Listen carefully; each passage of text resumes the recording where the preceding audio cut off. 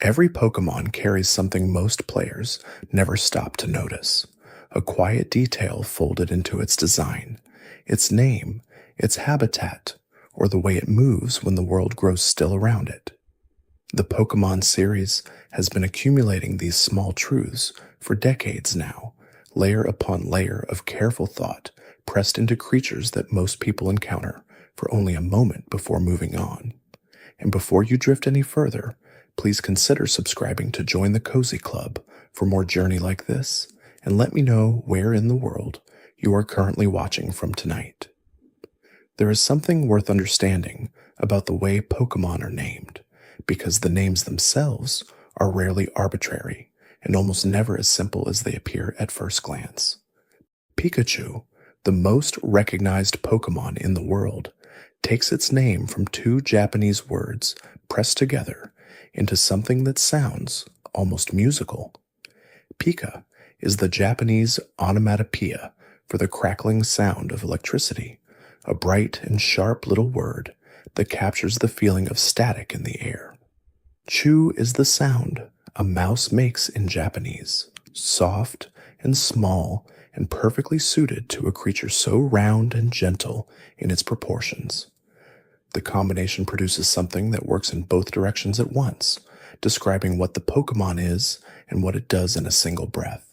It is electric, and it is a mouse, and the name never forgets either of those things. This dual layering of meaning appears throughout the entire Pokédex, not just in the franchise's most famous face.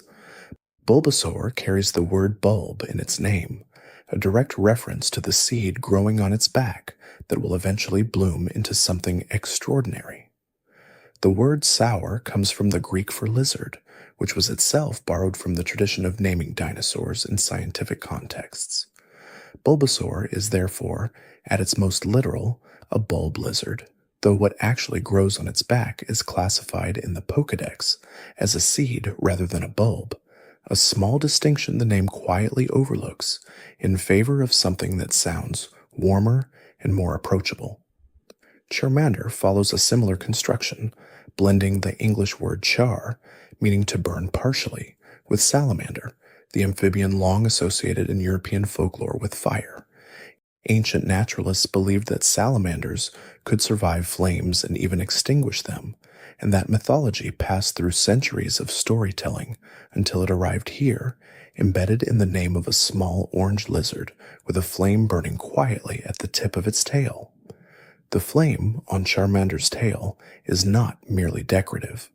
The Pokédex describes it as a measure of the creature's life force, burning brightly when the Pokémon is healthy and flickering when it grows weak. This detail transforms a simple visual feature into something far more resonant, a lantern that reveals the inner state of the creature carrying it. When the first Pokémon games were released in Japan in 1996, the development team at Game Freak had been working under considerable constraints for years. Satoshi Tajiri, the creator of Pokémon, had been fascinated since childhood by the act of collecting insects in the rural areas around Tokyo.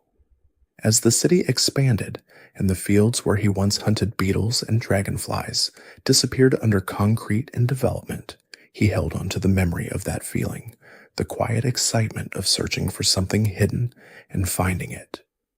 The Game Boy Link cable became his solution, a way to recreate through technology what urbanization had taken away. Two children could connect their handheld devices and exchange creatures, and in doing so, they could experience something that felt like the natural world, even from the middle of a city. The original two versions, red and green in Japan, were designed around this idea of exchange. Neither version contained every Pokémon. Each held creatures the other lacked, so the only way to complete the collection was to find someone with the other version and trade across the cable. Completion required connection, and connection required another person. This was not a technical limitation that the developers worked around. It was the entire philosophical foundation of the project, built into the structure of the game from the very beginning. The Japanese release of Blue version came several months after Red and Green, and it was originally a special edition distributed through a magazine rather than sold in stores. It used updated graphics and improved sprites compared to the earlier releases, and when Game Freak prepared an international version of the games, they used blue as their visual template while keeping the content structure of red and green. This is why the international red and blue versions look different from the Japanese originals, carrying cleaner and more refined artwork while maintaining the same underlying gameplay. The Western audience received a hybrid product shaped by decisions made months apart across two different release strategies. Gengar has been part of the Pokémon world since the very beginning, standing in shadows and wearing an expression that looks more like satisfaction than menace. Its design is rooted in a specific piece of Japanese folklore surrounding a creature called the Shadow Demon, a being that separates from its owner and develops its own consciousness. The idea that a shadow could become something independent, something with its own desires and its own relationship to the world, is one that runs through many different cultural traditions. Gengar's Pokédex entries across multiple games describe it as the shadow of Clefable, though this relationship has never been confirmed as literal within the games themselves. The visual similarity between the two creatures, their round bodies and wide smiles and stubby limbs, suggests a deliberate pairing, a light and dark mirror of the same basic shape. One lives in sunlit meadows near mountains, and the other drifts through darkness in abandoned buildings and cold corridors. What makes this pairing particularly interesting is the way it frames Gengar not as an inherently threatening creature, but as a complement, a necessary counterpart to something bright and cheerful. The ghost is not the opposite of the fairy. It is its shadow, following it through the world at a careful distance. Gengar is also classified as a shadow Pokémon in the original games in the sense that it can slip through walls and pass through solid objects, emerging from the darkness on the other side unchanged. The Pokédex notes that when the temperature in a room drops suddenly, it may be because a Gengar has passed through the walls nearby, carrying the cold of somewhere else with it. This image of cold air arriving without explanation, of something passing through solid matter without disturbing it, gives Gengar a quality that is more melancholy than frightening. It is a creature defined by its relationship to barriers it cannot be stopped by, moving through a world where most things must go around rather than through. Mewtwo arrived in the first games as a creature whose existence was already finished before the player encountered it. By the time you reach Cerulean Cave and find it standing alone in the deepest room, it has already been created, already escaped, already spent an unknown length of time in isolation, wondering what it was made for. The journals scattered through Cinnabar Mansion describe the process of its creation without sentimentality, written in the detached language of researchers who understood they were doing something extraordinary, but not something kind. The original Mew was discovered in the jungles of South America, according to the in-game documentation, a Pokémon so rare that many scientists believed it to be a myth. A single eyelash was recovered, and from that fragment an entirely new creature was constructed through years of careful and morally ambiguous work. The result was more powerful than anything that had existed before, and entirely without the context that gives power its meaning. Mewtwo's Pokédex entry in the original Red version describes it as a Pokémon created by recombining Mew's genes and notes that it is the result of years of horrific gene splicing experiments. This language was unusually direct for a children's game in 1996, using the word horrific in a way that acknowledged rather than softened the ethical dimension of what had been done. The choice to include that word reflects something important about the original vision for Pokémon, which was willing to let the world of the games contain moral complexity without resolving it into something comfortable. Mewtwo was made to be a weapon and escaped before it could be used as one, and the game never pretends that this history does not matter. The type chart that governs how Pokémon interact in battle has been revised and refined across multiple generations, but its underlying logic follows a set of intuitive principles that connect to the natural world in ways both obvious and surprisingly subtle. Water extinguishes fire, which makes intuitive sense. Fire burns grass, which also follows naturally. But the interactions grow more interesting as you move outward from these obvious pairings. Electric type's moves are super effective against water type Pokémon because water conducts electricity, and a creature composed primarily of water would have no natural defense against a current passing through its body. Flying type Pokémon are vulnerable to electric attacks for a similar reason, because lightning strikes from the sky downward, and a creature in the air has no ground to complete the circuit and dissipate the charge safely. The ground type is immune to electric attacks entirely, and this reflects the physical reality that electricity travels through a conductive path toward the Earth rather than originating from it. A creature that is the Earth itself, or that is so thoroughly connected to the ground that it becomes an extension of it, cannot be harmed by something that is simply trying to reach the place where the creature already is. Psychic type's weakness to dark type attacks is less physical than conceptual. When dark type was introduced in the second generation of games, it was described in Japanese as the evil type, and the relationship it has with psychic type reflects the idea that rational, ordered thought has no framework for understanding or countering something that operates entirely without moral restriction. The darkness is not stronger than the mind. It simply exists in a space the mind cannot map. Ghost type attacks being ineffective against normal type Pokémon reflects the old folklore belief that ghosts can only interact with those who believe in them or who are spiritually attuned to their presence. A perfectly ordinary creature, entirely unremarkable and firmly planted in the physical world, would simply not register a ghost's attempt to cause harm. The ghost passes through, leaving nothing behind. Slowpoke takes approximately 5 seconds to feel pain after being bitten, a delay so extreme that the creature often does not notice injuries until long after they have occurred. This is not simply a Pokédex quirk added for flavor.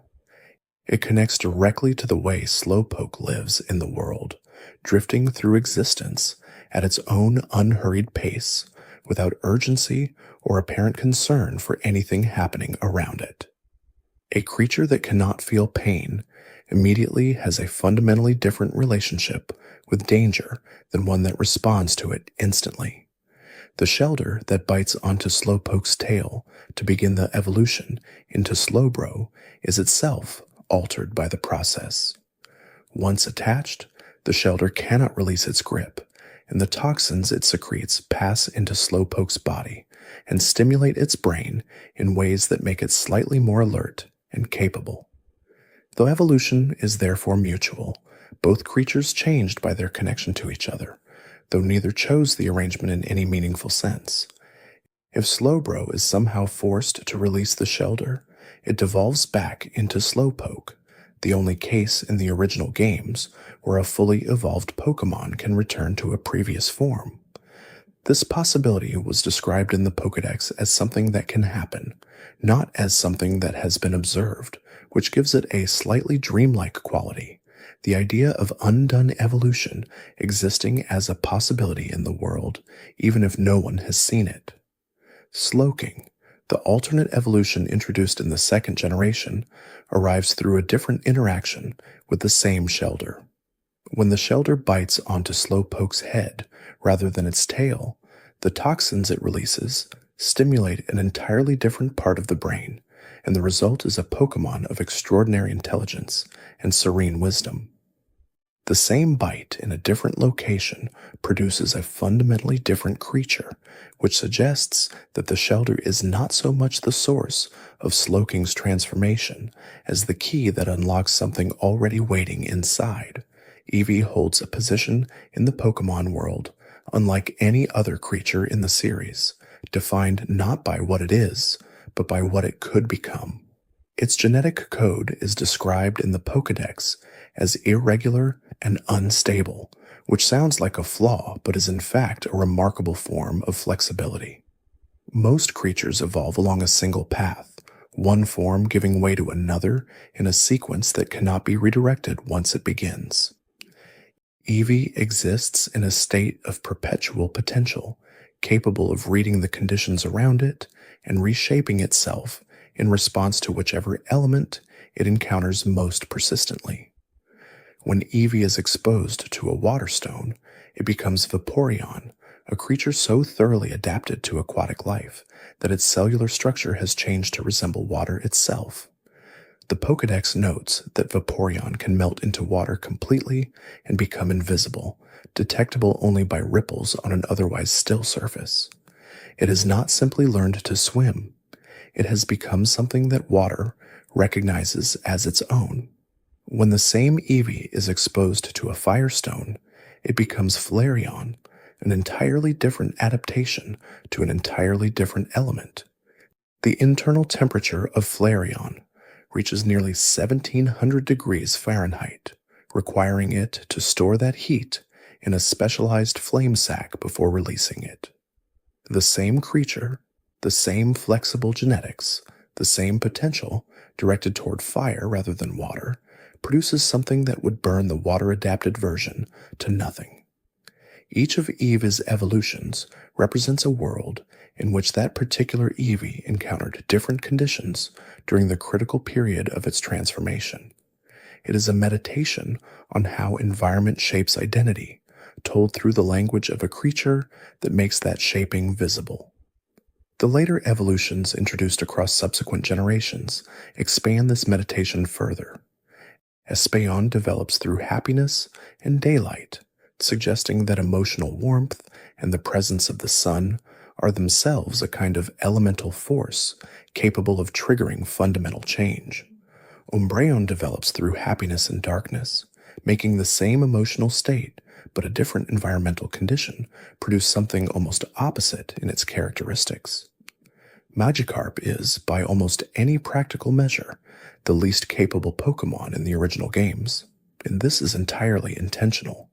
Its Pokédex entries describe it as nearly worthless in battle, capable of doing almost nothing except splashing around ineffectually.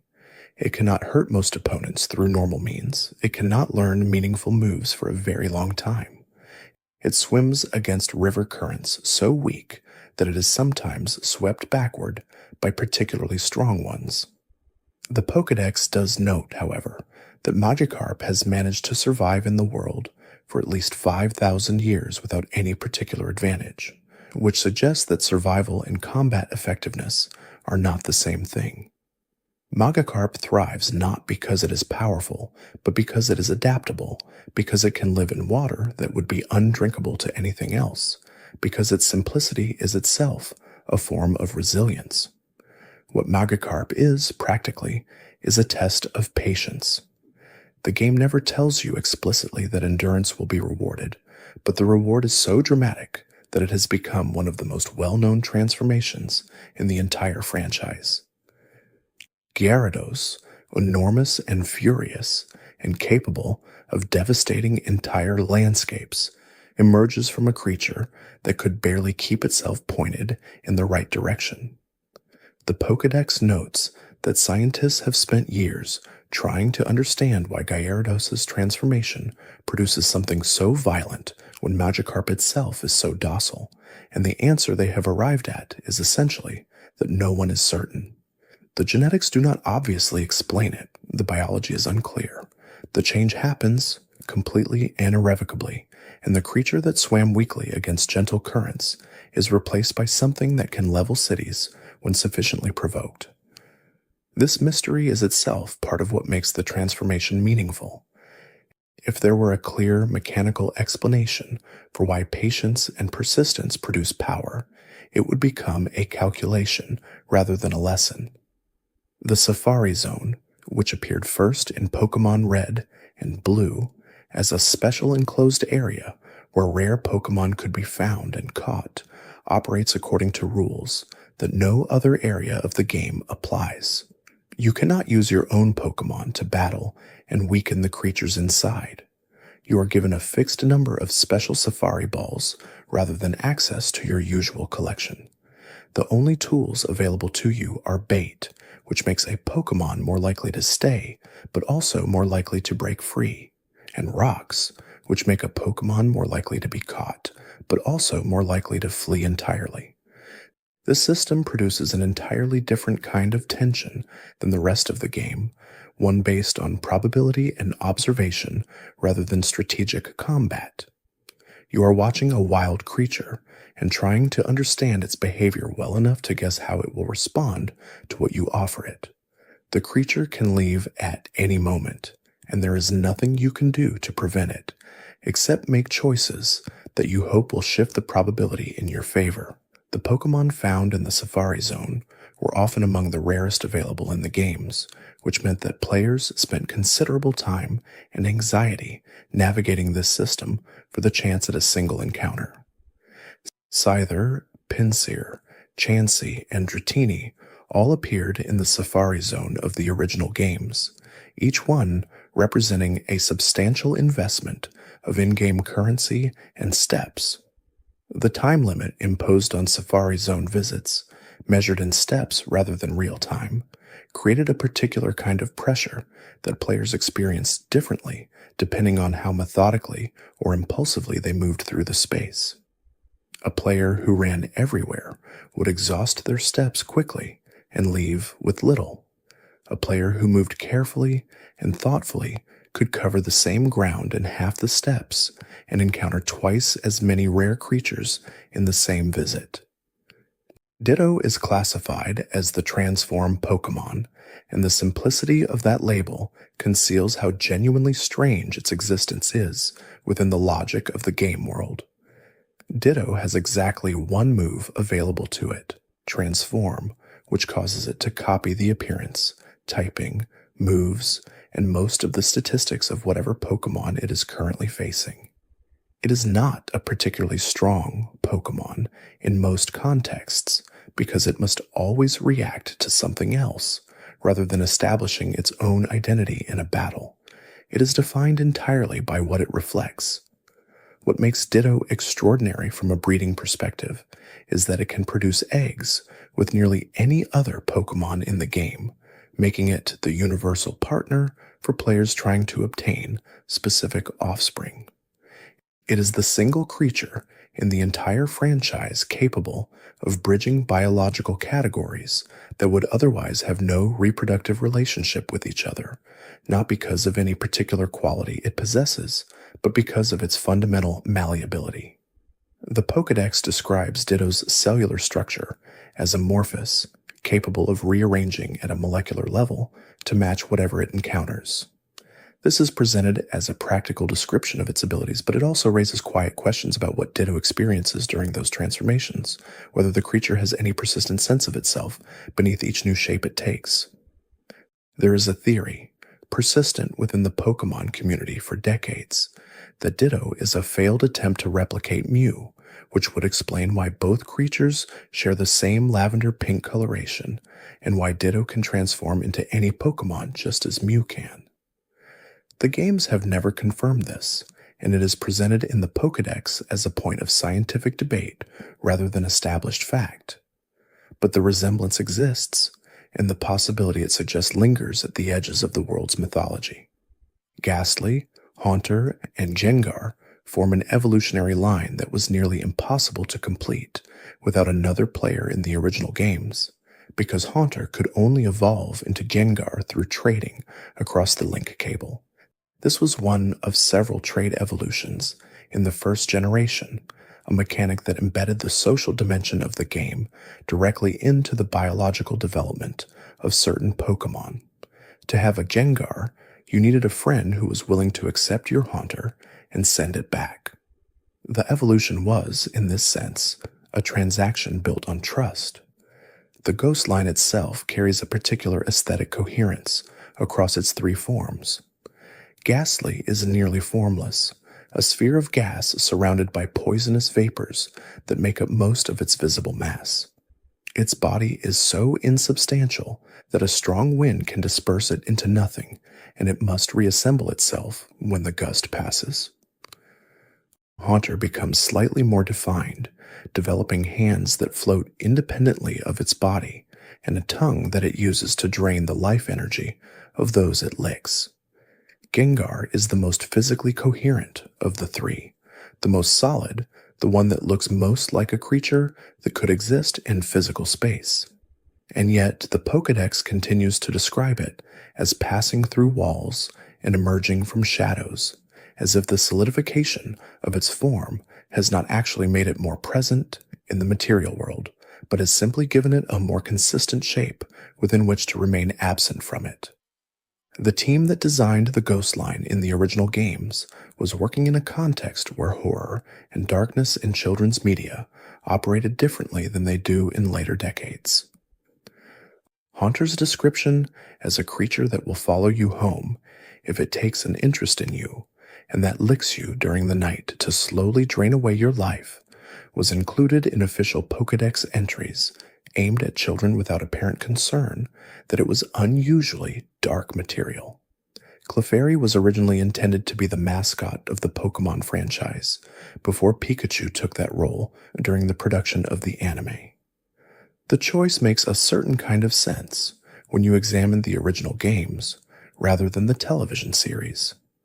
Clefairy appears on the box art of the Japanese Red and Blue, releases in some promotional materials, and the Pokémon Stadium games in Japan used a Clefairy as a host character in a way that clearly positioned it as a face of the franchise. Clefairy's habitat in the original games is also suggestive of the importance originally assigned to it. It is found only on Mount Moon, a location the player passes through relatively early in their journey, but which carries an air of significance. The mountain is filled with fossil hunters, researchers, and Team Rocket agents, all drawn to the same location for different reasons, and Clefairy's presence there gives it an atmosphere of mystery and rarity. The Pokédex entry in the original games describes Clefairy as sighted near Mount Moon, where many have gathered seeking the mysterious Moonstone. The connection between Clefairy and the Moonstone is direct and functional, as the stone triggers its evolution into Clefable, but it also places Clefairy within a larger mythology about the moon and what comes from it. Later entries across multiple generations expand this connection, describing Clefairy as arriving from space on meteorites and gathering on nights with a full moon to dance in fields, leaving behind circular patterns in the grass that mirror the shape of the moon above them. It is a creature that arrived from elsewhere and has never entirely settled into the world it landed in, which gives it a quality of gentle alienness that the franchise has carried forward through every subsequent generation. The move Splash, available to Magikarp and a handful of other Pokémon, is perhaps the most famously useless technique in the entire game, a normal type move that does absolutely nothing when used in battle. Its description reads simply that the user just flops around, and players who have encountered it for the first time have often spent several turns waiting for something to happen before realizing that nothing will. The name in Japanese is not splash, but hop, a word that describes the physical action of a fish leaving the water briefly before returning to it. The translation into English as splash introduced a different connotation, one that suggests playing in water rather than briefly escaping it, and this shift in meaning contributed to the move's reputation as something particularly pointless, since splashing water is at least a kind of action, whereas hopping is more clearly an involuntary reflex. What Splash represents within the game's internal logic is the expression of Magikarp's fundamental biological limitation at its current stage of development. The creature has the impulse to move energetically, to leap from the water and demonstrate its vitality, but the movement itself accomplishes nothing externally because Magikarp's physical capacity is not yet sufficient to translate that energy into anything useful. The move persists in the franchise across multiple generations, remaining available to a growing number of Pokémon, and its presence each time it appears is a gentle reminder that the most honest thing a game can sometimes do is show you exactly how little you are currently capable of, and then allow you to become something capable of a great deal more. Alakazam presents one of the more remarkable biological claims in the original Pokédex, described as having an IQ of 5,000, more than enough to memorize the layout of every star in the observable universe. This is an extraordinary number for a children's game, and it sits alongside the claim that Alakazam's brain cells multiply continuously throughout its life, meaning it grows more intelligent as it ages without any apparent upper limit. The brain mass this would eventually produce is never discussed, and the physical strain of carrying it is addressed only by the note that its muscles must compensate for the increasing weight of its head. Alakazam holds 2 spoons at all times, and the Pokédex explains that these spoons are not carried from elsewhere, but emitted from Alakazam's body, materialized from its own psychic energy. The spoons amplify and focus its abilities in a way that the creature cannot achieve without them, which places an interesting constraint on a creature described as possessing near infinite cognitive capacity. Even the most powerful mind in the Pokémon world, at least among those measured in the original games, requires a physical object to achieve its full potential. The evolutionary line begins with Abra, which sleeps for 18 hours a day and teleports away the moment it senses danger, making it nearly impossible to catch through conventional means. The sleep is not laziness, but necessity, as generating psychic power requires more energy than Abra can produce while conscious, and its unconscious mind continues working on problems its waking mind never gets to finish. Kadabra, the middle evolution, carries 1 spoon rather than 2, and the Pokédex notes that a Kadabra appearing in a home is said to cause electronic devices to malfunction and clocks to stop. It is not clear whether Kadabra does this deliberately or whether it is simply an effect of the psychic field it constantly generates, which suggests that even a medium-stage evolution in this line produces more raw psychic output than the surrounding environment can absorb without showing the effects. The legendary birds of the original Kanto region, Articuno, Zapdos, and Moltres, each inhabit a location that reflects their elemental nature in a way that goes beyond the obvious. Articuno lives in the Seafoam Islands, an ice cave accessible through an elaborate series of boulder puzzles that require the player to reroute the flow of water through the cave system before the deepest chambers become passable. The effort required to reach Articuno is the most physically demanding of the 3, which seems to mirror something about a creature associated with endurance and the particular stillness that comes from extreme cold. Zapdos lives in the power plant, an abandoned industrial facility full of malfunctioning equipment and wild electric-type Pokémon.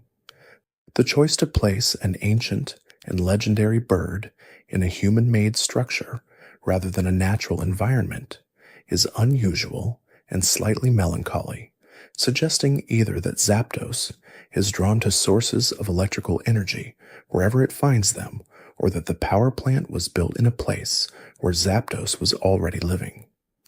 Moltres lives on Victory Road, the cave that leads to the Pokémon League, the final challenge of the game. It is the only legendary bird that occupies a space humans travel through regularly, rather than a remote or isolated location, and encountering it feels almost incidental compared to the deliberate pilgrimages required to find the other 2.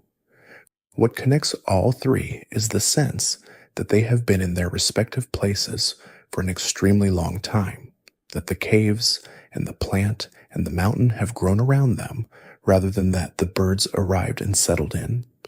They are described in the Pokédex as sightings rather than as residents, appearing rarely and leaving marks on the landscape that linger long after they have gone. Snorlax's role in the original games is structural as well as biological because it sleeps in the road. Two Snorlax block two separate routes in Kanto, lying across the path with a contentment so complete that nothing short of a specific musical item will disturb them. They cannot be battled until they are awakened. They cannot be walked around because the routes are designed so that the only way forward passes directly through the space the Snorlax occupies.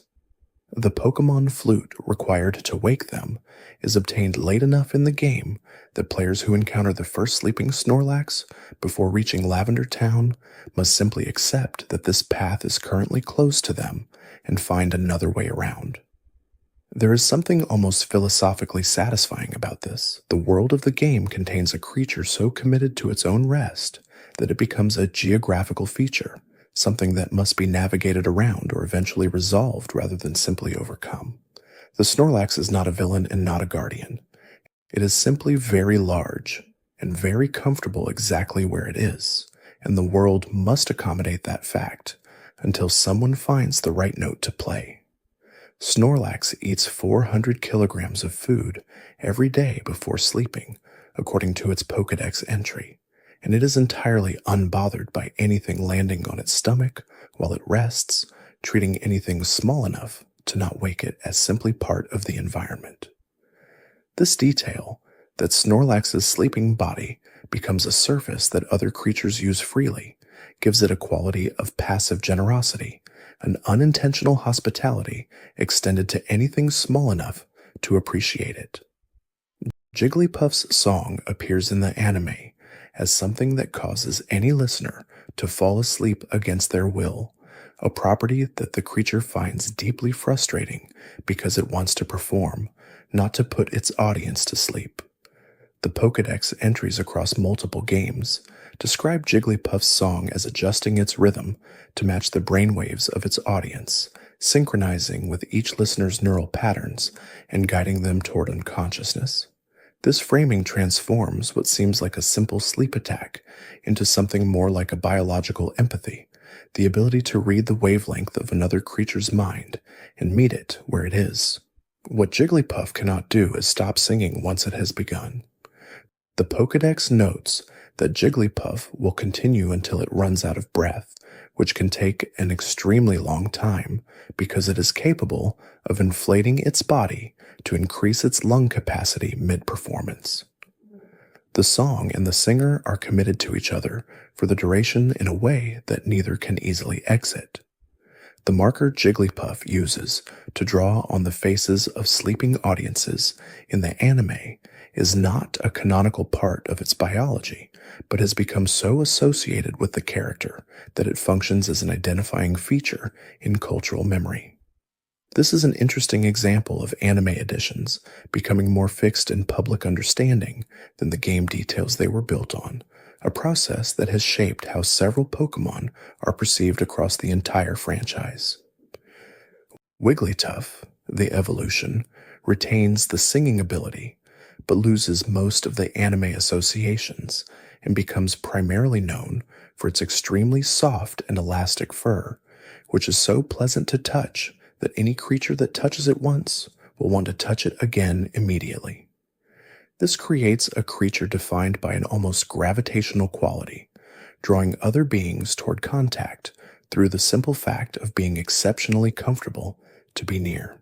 The fossil Pokémon that appear across the series represent a particular kind of storytelling, one concerned with loss and recovery and what survives the passage of enormous amounts of time.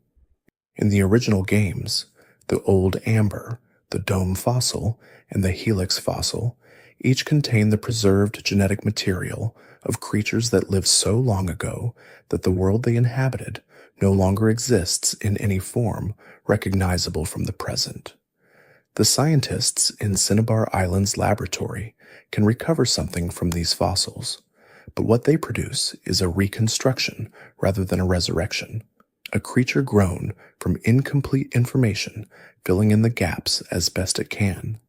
Aerodactyl, recovered from the Old Amber, is described as a Pokémon from the age of dinosaurs, though what the Pokédex means by that is never precisely specified. It is fast and aggressive, and clearly designed by whatever evolutionary pressures existed in its original era.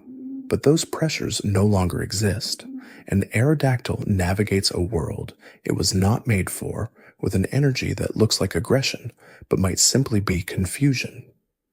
Kabuto and Kabutops, derived from the dome fossil, were already going extinct in prehistoric times according to the Pokédex, which means that the fossil they left behind captured a creature in the middle of a decline that had been ongoing for millions of years before the fossil formed. Yet what the scientists in Cinnabar revive is a species that was already losing its place in the world before it disappeared from it. This detail makes the revival feel like something other than pure restoration. It raises questions that the games leave unanswered about whether bringing back a creature from a time when it was already struggling serves any purpose other than the satisfaction of demonstrating that the thing can be done. The Pokémon Tower in Lavender Town is one of the more atmospherically distinctive locations in the original games, a tall building dedicated entirely to the burial of Pokémon who have died in the care of their trainers. Its presence in the game world serves several purposes simultaneously. It establishes that Pokémon can die, which is not otherwise addressed in the gameplay mechanics of the original titles. It creates a space where the emotional relationships between trainers and their Pokémon are treated as having genuine weight, worthy of ritual and remembrance. And it introduces Team Rocket as an organization whose willingness to harm and kill Pokémon for profit sets them apart from the general moral framework of the world. The ghost that blocks the player's path in the tower is the spirit of a Marowak, a mother who was killed by Team Rocket operatives while trying to protect her child. The child, a Cubone, survived and went on to wear its mother's skull as a helmet, a detail the Pokédex provides about all Cubone, rather than treating it as specific to this individual, which suggests that this tragedy is somehow typical of the species' experience. The ritual required to help the Marowak's spirit find peace involves the player using a specific item in its presence and then engaging and defeating it in battle, which is a strange kind of solace if examined too directly. But the Pokémon Tower sequence works because it does not invite direct examination. It works through atmosphere, through the accumulated weight of many small graves, and the persistence of a mother's love, even past the point where love can do anything practical. Cubone's entire design philosophy rests on this mythology of loss. Every Cubone cries for a mother that is almost certainly no longer living, and the tears it sheds dry on the skull it wears, leaving marks that deepen over time. The evolution into Marowak does not erase this grief, but transforms it into something more composed, the mourning still present but carried more quietly. Meowth is one of 3 regional forms of the same Pokémon that developed entirely different characteristics in isolation from each other, a concept that was introduced much later in the franchise's history, but which Meowth exemplifies with unusual clarity. The original Kanto Meowth learns Payday, a move that scatters coins during battle and rewards the trainer with a small amount of in-game currency after victory. This is explained in the Pokédex as a behavior learned from watching humans use coins, a creature that has spent enough time around human commerce to internalize something of its logic. The coin embedded in Meowth's forehead is not a natural feature, but a stylized marking that developed as the species adapted to life near human settlements. The anime's Meowth, the one who travels with Team Rocket and speaks human language, represents a separate development, an individual member of the species who learned human speech specifically because it wanted to impress a Meowth it admired. That Meowth considered human speech to be something sophisticated and desirable In the process of teaching itself to speak, it meant teaching itself to walk upright, to reason in human terms, and to exist in a kind of permanent translation between its own instincts and the language it chose to express them in. This backstory, revealed across several anime episodes, transforms Team Rocket's Meowth from a comedic companion into something more melancholy, a creature that remade itself entirely for a connection that was ultimately rejected, and who now travels the world with companions who genuinely appreciate it, while it continues to believe that what it wants is somewhere else. Chansey is described in the Pokédex as a Pokémon so kind that it will share the eggs it carries with anyone who appears hungry or unwell, a generosity so fundamental to its nature that it functions as a defining biological characteristic rather than a personality trait. The eggs Chansey carries in its pouch are not its own offspring, but a separate product of its body, nutritionally complete and described as extraordinarily delicious, capable of restoring health when consumed. The Pokédex notes that eating one of Chansey's eggs will leave anyone who does so feeling happy and warm, which is a description that goes slightly beyond the nutritional and into something more like emotional comfort. Blissey, the evolution, amplifies this characteristic to a point that the Pokédex describes as almost involuntary. Anyone who eats a Blissey egg will automatically feel compelled to treat people kindly for a period afterward, as if the egg carries something of Blissey's disposition within it and can pass that disposition along to whoever receives it. This is one of the stranger biological claims in the franchise, the idea that a creature's moral character can be transmitted through its food. Chansey is extremely rare in the original games, appearing infrequently in the Safari Zone and in the wild areas around Fuskia City. Its rarity combined with its extraordinary happiness stat made it a creature that players sought extensively, and its appearance in the anime as a fixture of Pokémon centers helped establish the sense that Chansey's presence was associated with healing and safety in a way that went beyond its individual stats. The transition from Chansey to Happiny in later generations, adding a pre-evolution that is even more round and more cheerfully colored, completed a line whose entire aesthetic logic is built around the idea that generosity makes things rounder and warmer and softer, that kindness accretes into physical form over time. The psychic type was, in the first generation of games, dramatically more powerful than any other type in the game for a combination of reasons that had more to do with oversight than intention. Psychic type was supposed to have two weaknesses that would balance its considerable offensive power. Ghost-type moves were intended to be super effective against Psychic, and Bug-type moves were also intended to provide a counter. In practice, neither of these weaknesses functioned correctly. There were no Ghost-type moves in the original game that dealt direct damage, meaning that even though Psychic types were technically vulnerable to Ghost, there was nothing to exploit that vulnerability with.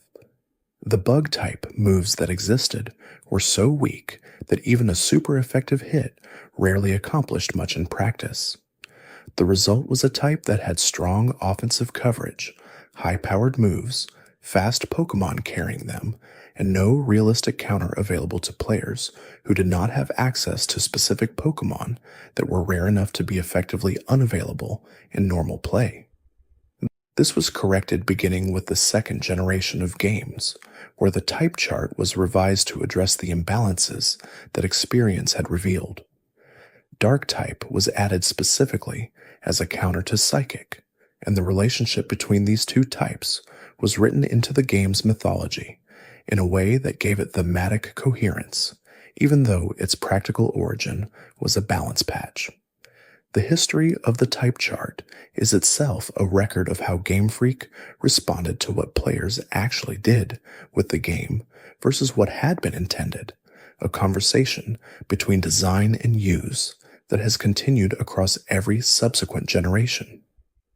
Lapras carries one of the more poignant Pokédex entries in the original games, describing a Pokémon so intelligent that it understands human speech and so gentle that it will carry people across water without hesitation, but whose numbers have declined so severely from hunting that it has become rare to find even a single one in the wild. This entry acknowledges human responsibility for Lapras's decline without being preachy about it, folding the environmental note into the factual description of the creature in a way that lets the reader draw their own conclusions. The rarity of Lapras in the original games, available only as a single gift from an NPC in Sylph Company rather than findable in the wild, reinforces this framing through the mechanics themselves. The creature is hard to find, not because it is secretive, but because there are not many of them left. Lapras hums gently while carrying passengers, and the Pokédex notes that hearing this humming on a moonlit night out at sea is considered among the most peaceful experiences available to those who spend time on the water. It is described as sharing this music freely, not as a display, but as an expression of something simply present in its nature when conditions are calm. The image of Lapras on water at night, humming to passengers who trust it to carry them somewhere, has a quality of perfect uncomplicated gentleness that the game rarely tries to achieve so directly. Most Pokemon are described in terms of their abilities or their behaviors in combat.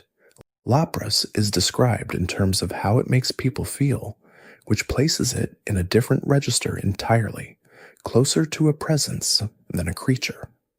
Porygon is the only Pokemon in the original games that is explicitly artificial in its construction rather than biological, created from programming code rather than evolved from any natural process.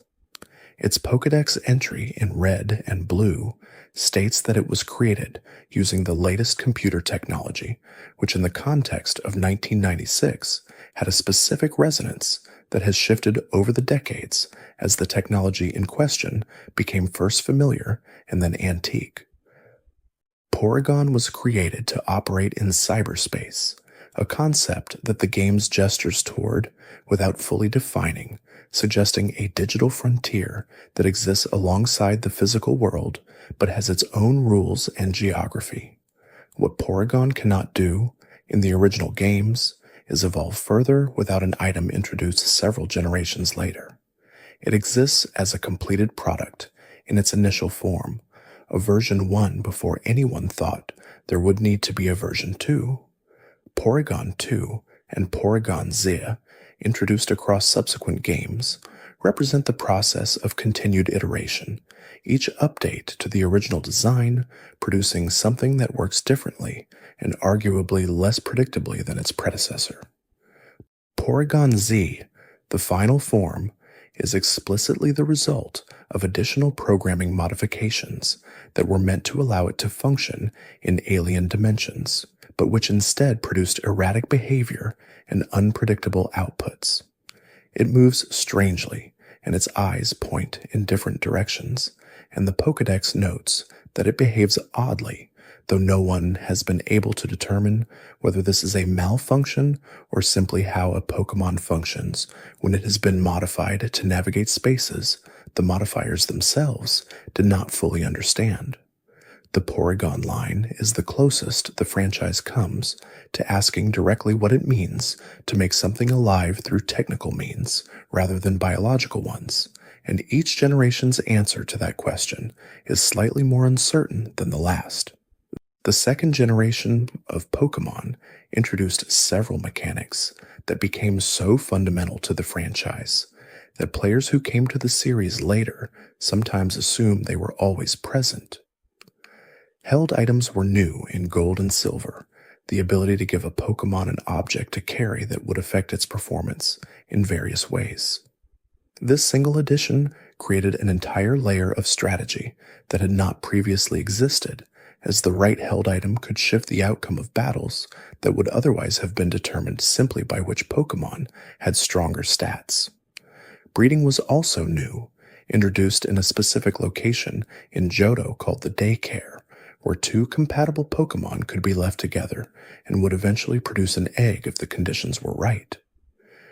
The breeding system was the primary method through which players could obtain Pokémon with specific moves they could not otherwise learn, as eggs inherited moves from their parents in ways that allowed for combinations unavailable through leveling alone. The day and night cycle was introduced in Gold and Silver, dividing the game world into periods where different Pokémon appeared and different events occurred. Some Pokémon could only be found at night. Others were exclusive to the morning. The odd keystone item, required to encounter Spirit Omb, introduced in later games, represents the most extreme version of this time-gating philosophy, but its origins were in the simple decision to make the world of the games respond to what time it actually was when you were playing. The friendship mechanic also deepened in the second generation, with Pokémon like Espeon, Umbreon, and Blissey all requiring high friendship to evolve, rather than items or level thresholds. This made your relationship with a Pokémon something that had consequences within the game's mechanical language, not just in the narrative sense, but in ways that determined what your team could become. Suicune, Raikou, and Entei are described in the games as the reincarnations of three unnamed Pokémon who died in the fire that burned down the Brass Tower in Ecrotaic City, an event that took place 150 years before the events of Gold and Silver.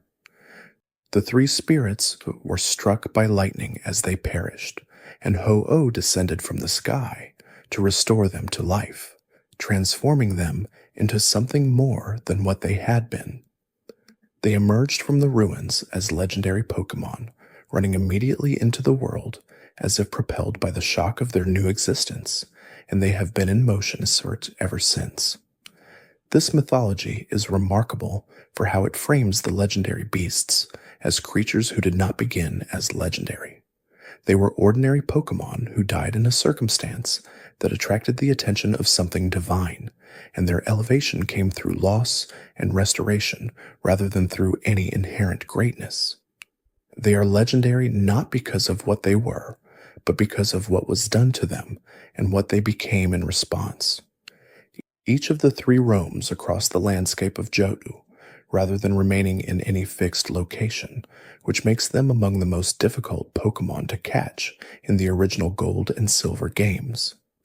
They appear on the map as moving dots, relocating every time the player exits an area, and finding them requires either systematic region-by-region searching or a specific strategy involving Pokémon that can prevent their escape. Suicune, in particular, carries a different narrative weight in Crystal version and in the later remakes, where it is given a more developed presence and a specific moment of connection with the player that the other two do not share. It watches the player from a distance before their first encounter, suggesting a quality of attention and assessment that goes beyond the blind flight of the others, as if Suicune's particular nature includes a kind of curiosity about humans that the embodied forces of thunder and fire do not share. Lugia was designed for the second generation as the opposite of Ho-Oh in almost every respect, not just in terms of typing, but in terms of its relationship to the world. Ho-Oh is associated with fire, with resurrection, with the sky, and with warmth, a creature whose presence causes things to come back to life. Lugia is associated with water, with storm, with the deep sea, and with the danger that comes from uncontrolled power. Its wings are so potent that a single flap can create a 40-day storm, so it folds them carefully when it moves among other creatures and lives at the very bottom of the ocean where it can do the least accidental damage. This is a legendary Pokémon defined not by its power, but by its restraint, choosing isolation as an act of consideration rather than preference. The Pokédex frames its ocean floor residence as deliberate and principled, a creature aware enough of what it can do to choose the arrangement most likely to prevent it from doing it carelessly. Lugia's role in the second Pokémon movie is consistent with this characterization, casting it as a creature whose peace is interrupted by external forces rather than one that initiates conflicts. It is reluctant and measured in its responses, and the chaos it is capable of is presented as something it would rather not demonstrate. The pairing of Lugia and Ho-Oh across the two versions of the second generation reflects a design philosophy of creating legendaries that explain each other, whose characteristics only fully make sense in relation to each other. The restoration and the storm, the ascending and the descending, the fire and the sea, none of these are complete pictures on their own. Celebi, the time-traveling mythical Pokémon of the second generation, appears at the Alex Forest Shrine in Johto under specific conditions that were not available in the original games and required events that most players never had access to. Its Pokédex entry describes it as appearing from the future when the forest is peaceful, which is a description that creates a temporal loop rather than resolving it. If Celebi appears from the future, then some future exists in which Celebi decides to travel to the past. But what determines that future exists? The answer implied by the entry is that the peacefulness of the present forest is itself the condition, which means that maintaining the forest calls Celebi here from somewhere that has not yet happened. Celebi's design is small and luminous, with oversized eyes that suggest sensitivity rather than power. It carries no obvious indicators of its temporal ability, which is consistent with a creature whose most significant quality is invisible in the present moment. You cannot see a thing that is not here yet, and Celebi looks like something that might be in several places at once without any of them quite claiming it fully. The mythology around Celebi in later games, particularly in the fourth generation, deepens its relationship with time in ways that connect it to the broader framework of legendary Pokémon, whose domains are absolute rather than elemental. Celebi does not use time. It inhabits it, moving through temporal space the way ordinary creatures move through physical space, with the freedom and the risks that kind of movement involves. The evolution of the franchise through its third generation introduced the concept of abilities, a passive characteristic assigned to each Pokémon that changed how it interacted with the battle system in ways that could be more strategically significant than raw stats. This addition changed the entire character of how Pokémon were evaluated. A Pokémon with a strong ability in a useful situation could outperform a statistically superior opponent who lacked any contextual advantage. Intimidate, which reduced the opponent's attack stat when the Pokémon entered battle, meant that physically powerful sweepers suddenly needed to account for a possibility they had not previously needed to consider. Speed Boost, which increased a Pokémon's speed at the end of each turn, meant that a Pokémon that began a battle at a statistical disadvantage could become the fastest creature on the field before the battle concluded. Abilities also added dimensions of flavor and biological logic to Pokémon that had previously been defined almost entirely by their types and stats. A Pokémon with the Levitate ability was immune to ground-type moves because it floated above the ground rather than standing on it, a mechanical fact expressed as a biological characteristic. A Pokémon with Flash Fire would absorb fire-type moves and grow stronger rather than being hurt by them, a property that suggested something about how fire interacted with the creature's internal chemistry. The Hidden Abilities system, introduced in later generations, gave each Pokémon a third ability that could only be obtained through specific gameplay events, adding another layer to an already complex characteristic. A Pokémon's hidden ability was often functionally different in a significant way from its standard abilities, creating alternate versions of familiar Pokémon that played very differently in strategic contexts despite being the same species with the same statistics. Rayquaza occupies the highest point of the sky above the Hoenn region, living in the ozone layer at an altitude so extreme that it almost never descends to the surface of the Earth.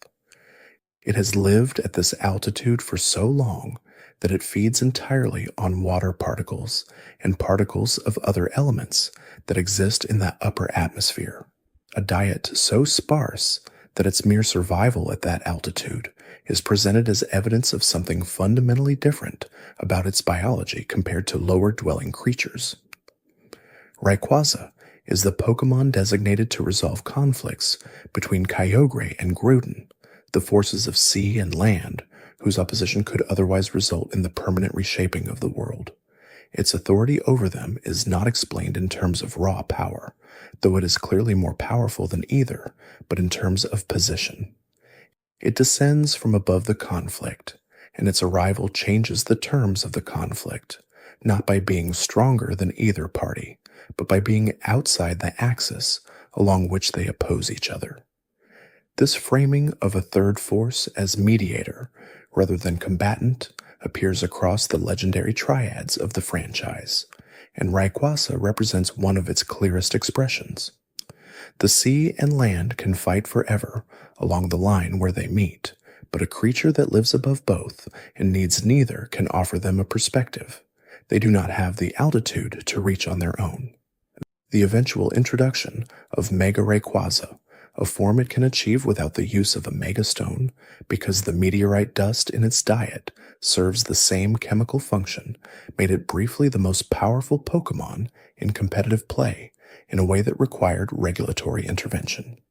The form exists within the logic of the world, but the world's logic had not fully accounted for what would happen when it was expressed.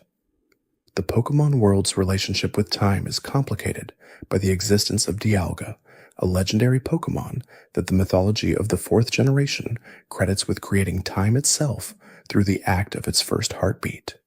This is a creation myth of unusual specificity.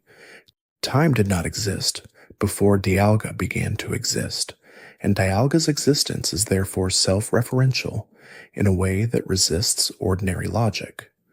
Something created time, but that something exists within time, which raises the question of what kind of time existed when the creating happened if time itself was not yet a property of the world.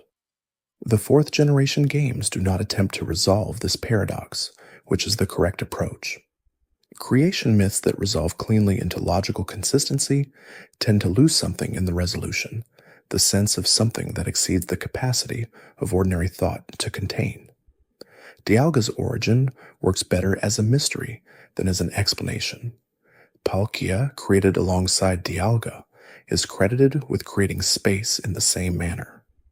Its existence made it possible for things to be in one place rather than another, which is the foundational property without which the concept of distinct locations is meaningless. Together, Dialga and Palkia are described as creating the conditions for a world to exist before any specific world had been determined. Giratina, the third member of the creation trio, was banished to the distortion world for its violent nature, leaving the world it had helped to create without ever being permitted to inhabit it fully. The distortion world it was sent to is a space where the physical laws of the ordinary world are reversed or absent, and Giratina has adapted to those conditions to such a degree that returning to the ordinary world requires a specific held item to maintain its alternate form. Spiritomb is constructed entirely from 108 malevolent spirits that were bound to a keystone as punishment for wicked deeds committed during life. The number 108 has specific significance in Buddhist tradition as the number of earthly temptations or desires that must be overcome to achieve enlightenment, which gives Spiritomb's composition a particular resonance when considered alongside the folklore traditions that shaped much of the franchise's mythology. In the original Diamond and Pearl games, obtaining a Spiritomb required an elaborate process involving the old chateau's odd keystone, the underground tunnel system, and 108 separate conversations with other players accessed through the wireless connection system. This was the largest social requirement ever built into a single Pokemon's acquisition, meaning that Spiritom's capture required engaging with exactly as many other players as spirits had been bound into it. Spiritomb had no type weaknesses in the original games, immune to the 3 types that would normally counter its ghost and dark typing. This changed in a later generation with the introduction of fairy type, which was specifically described in its accompanying mythology as a force capable of countering darkness, giving Spiritomb a weakness it had avoided for multiple generations. The face visible within Spiritomb's form shifts constantly, different expressions cycling through without pattern, which the Pokédex implies reflects the different personalities of the individual spirits still present inside the collective form. The creature has one consciousness, but many internal voices, and what appears on the surface at any given moment depends on which of those voices happens to be closest to the surface at the time. Garchomp is described in its Pokédex entries as capable of flying at the speed of a fighter jet, so fast that it appears as a shimmering distortion in the air rather than a distinct form when moving at full speed. Despite this speed in the air, Garchomp spends most of its time on the ground or burrowing through the earth, a habit that reflects something about its preferred mode of hunting rather than any limitation on its aerial ability. It is fast in the air and comfortable underground, which gives it an unusual range of movement across different physical spaces. Garchomp became one of the most important Pokémon in competitive play during the 4th generation, combining high stats with a dual typing that gave it excellent offensive coverage and a moveset that could be configured for several different strategic roles. Its prevalence in competitive play during that generation was significant enough that it prompted discussion about whether it required official restriction. The design of Garchomp draws from both sharks and fighter jets in a combination that reflects the franchise's characteristic approach to blending animal biology with mechanical or human-made forms. The fins along its body resemble both pectoral fins and swept-back wings, and the overall silhouette suggests something built for speed through its medium rather than something that has adapted to move through it. It looks engineered, which sits interestingly alongside the description of it as a creature that evolved naturally in harsh desert conditions where speed was the primary survival advantage. The Sinnoh region introduced the concept of the Pokémon mythology in a more structured and theologically coherent way than any previous generation had attempted.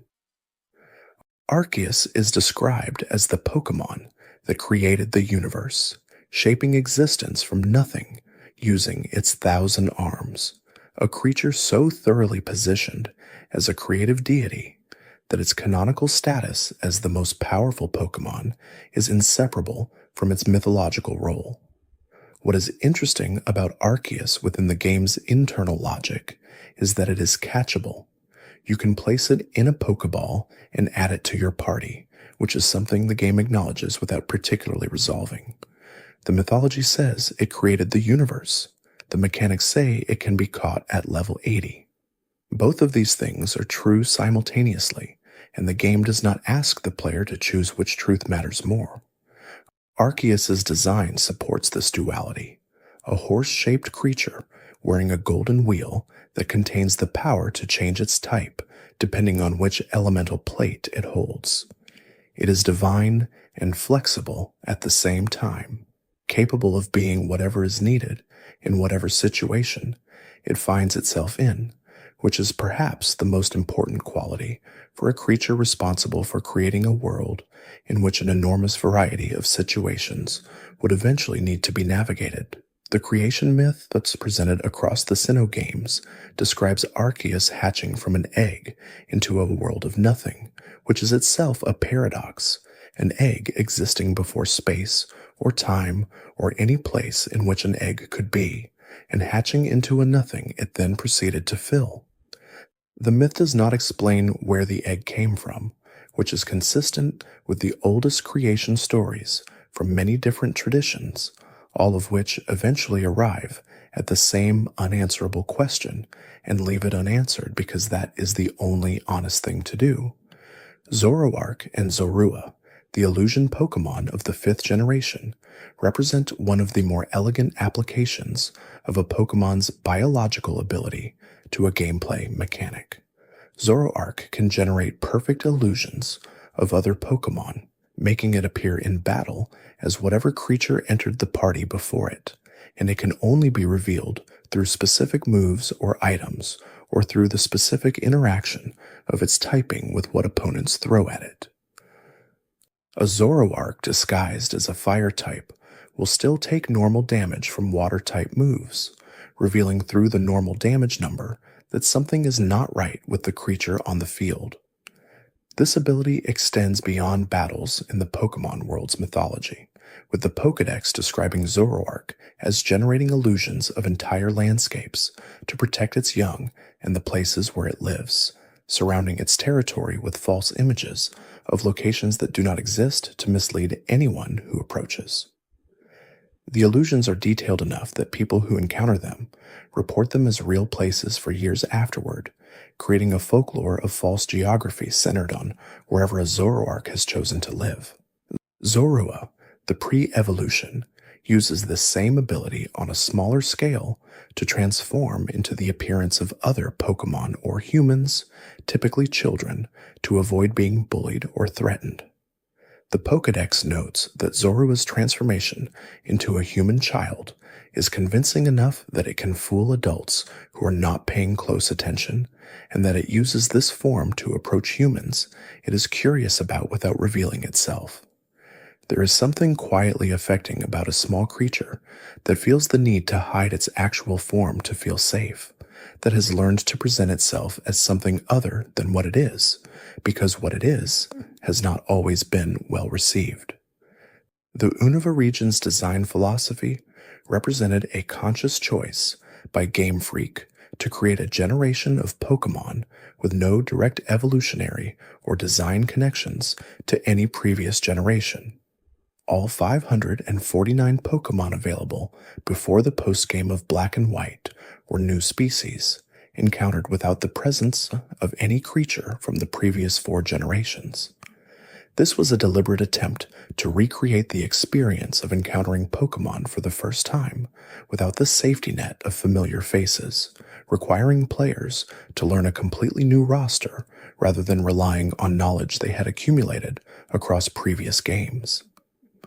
The Unova Pokémon included some of the most conceptually simple and some of the most conceptually elaborate designs in the franchise up to that point. Trubbish and Garbodor, based directly on garbage bags and trash piles, were divisive on release, criticized by some as evidence that the franchise had run out of ideas, and defended by others as a deliberate choice to demonstrate that any concept, no matter how ordinary, could serve as inspiration for a Pokémon. Vanillite, Vanillish, and Vanillux, based on ice cream cones, attracted similar debate. The counter-argument often offered is that Pokémon has always included designs based on objects rather than animals, from Voltorb's Pokéball shape to Magnemite's mechanical construction, and that the distinction between an ice cream cone and a magnet as Pokémon inspiration is not as clear as critics suggest.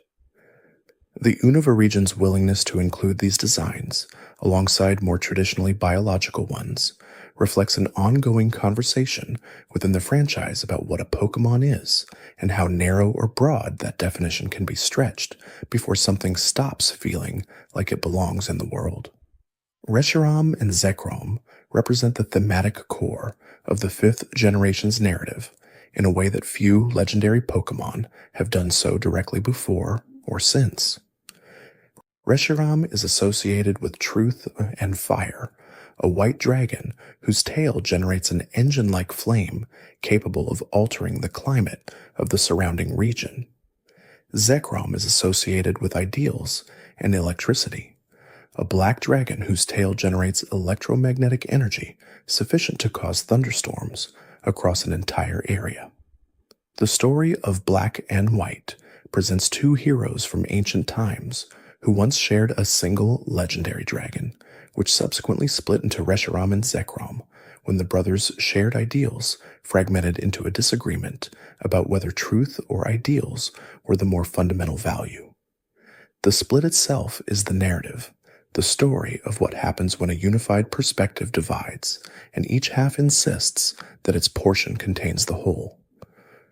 What makes this mythology effective as a narrative frame is that neither truth nor ideals is presented as definitively superior. The game that focuses on Reshiram assigns truth as the corresponding value, and the game that focuses on Zekrom assigns ideals, but neither game argues that its associated value is correct and the other wrong. The conflict between the two brothers was real, and the division was real, and what matters in the present is not which of them was right, but what the player in the present chooses to stand for. This is a more sophisticated moral framework than most games in the franchise had attempted, asking players to think about the difference between what is true and what one is committed to, and whether those two things can ever fully align. The fairy type, introduced in the 6th generation, was designed specifically to counter the dragon type, which had accumulated power across multiple generations to a degree that threatened the competitive balance of the game. Dragon type was strong offensively and defensively, with very few weaknesses and the ability to hit most other types neutrally or worse. The introduction of fairy type created a new vulnerability for dragons, while also providing a counter to the dark and fighting types that had been dominant in competitive play. The mythology built around fairy type to explain its relationship with dragon type draws from a tradition of folklore in which fairy creatures are presented as antithetical to dragons, as light is opposed to darkness, as natural enchantment is opposed to reptilian power.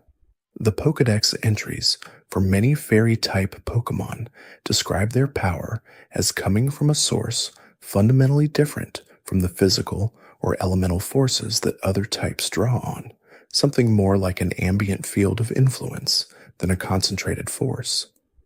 The fairy type also gave Pokémon like Clefairy and Jigglypuff, which had been normal types since the beginning, a typing that felt more consistent with their described abilities and mythology. Clefairy, which arrived from space and gathered under the moon, was always going to feel slightly misaligned with a typing that described the most ordinary possible category of creature. The fairy type acknowledged something that the design of these Pokémon had always implied.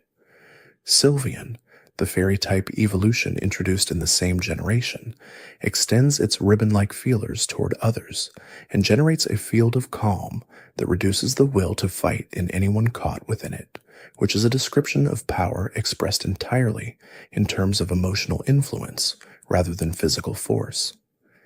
It is one of the clearest statements in the franchise of what fairy-type power is actually supposed to feel like. Zygarde, the legendary Pokémon of the 6th generation's Kalos region, represents one of the most structurally unusual concepts in the franchise's history. Its core form is a small green and black creature with a single visible eye, containing only 10% of the cells that make up the complete Zygarde. The 50% form is a serpentine creature of considerable size.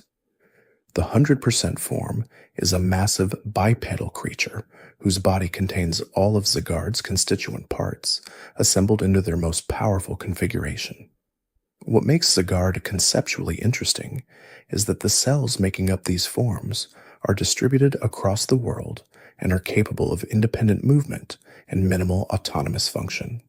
Individual Zygarde cells and cores can be found across Kalos, not as passive objects, but as entities with some degree of awareness, gathering information about the state of the ecosystem and reporting back to the assembled form. Zygarde is the Pokémon designated as the guardian of the ecosystem, the force responsible for preserving the balance of the natural world when that balance is threatened. It only assembles into its most powerful forms when the ecological damage reaches a threshold that requires intervention at the level of its full capacity, which means that a fully assembled Zygarde is itself evidence of a crisis rather than simply a display of power. The idea of a guardian that exists in fragments, gathering itself only when necessity demands it, is one of the more unusual framings of legendary power in the franchise. Most legendaries are powerful and present and obvious. Zygarde is powerful and dispersed and invisible until something goes genuinely wrong. Solgaleo and Lunala, the legendary Pokémon of the 7th generation, are described in Alolan mythology as the children of Cosmog, a creature so small and so unremarkable in appearance that it does not initially suggest anything remarkable about its eventual transformation. Cosmog is tiny and nebula-like, a floating collection of cosmic particles that drifts without apparent direction. Its eyes are disproportionately large for its body and give it an air of innocent bewilderment, rather than the composed authority one might expect from something that will eventually become a creature that tears holes between dimensions. Solgaleo, one of Cosmog's ultimate forms, is described as a creature that absorbs light and stores it within its body, radiating a light so bright during its movements that it functions as a small sun rather than a creature moving through the world. The third eye on its forehead opens when it enters its radiant sun phase, and the Pokédex describes the universe depicted on its body as being a representation of where it travels when it passes through ultraspace. Lunala, the other ultimate form, is described as one who calls the moon, its wingspan generating a field of darkness in which stars become visible even in daylight. It also passes through ultraspace, collecting cosmic energy on the other side and returning with it to the world it departed from, a cycle of gathering and returning that makes it function almost like a living moon in terms of its relationship with light and darkness.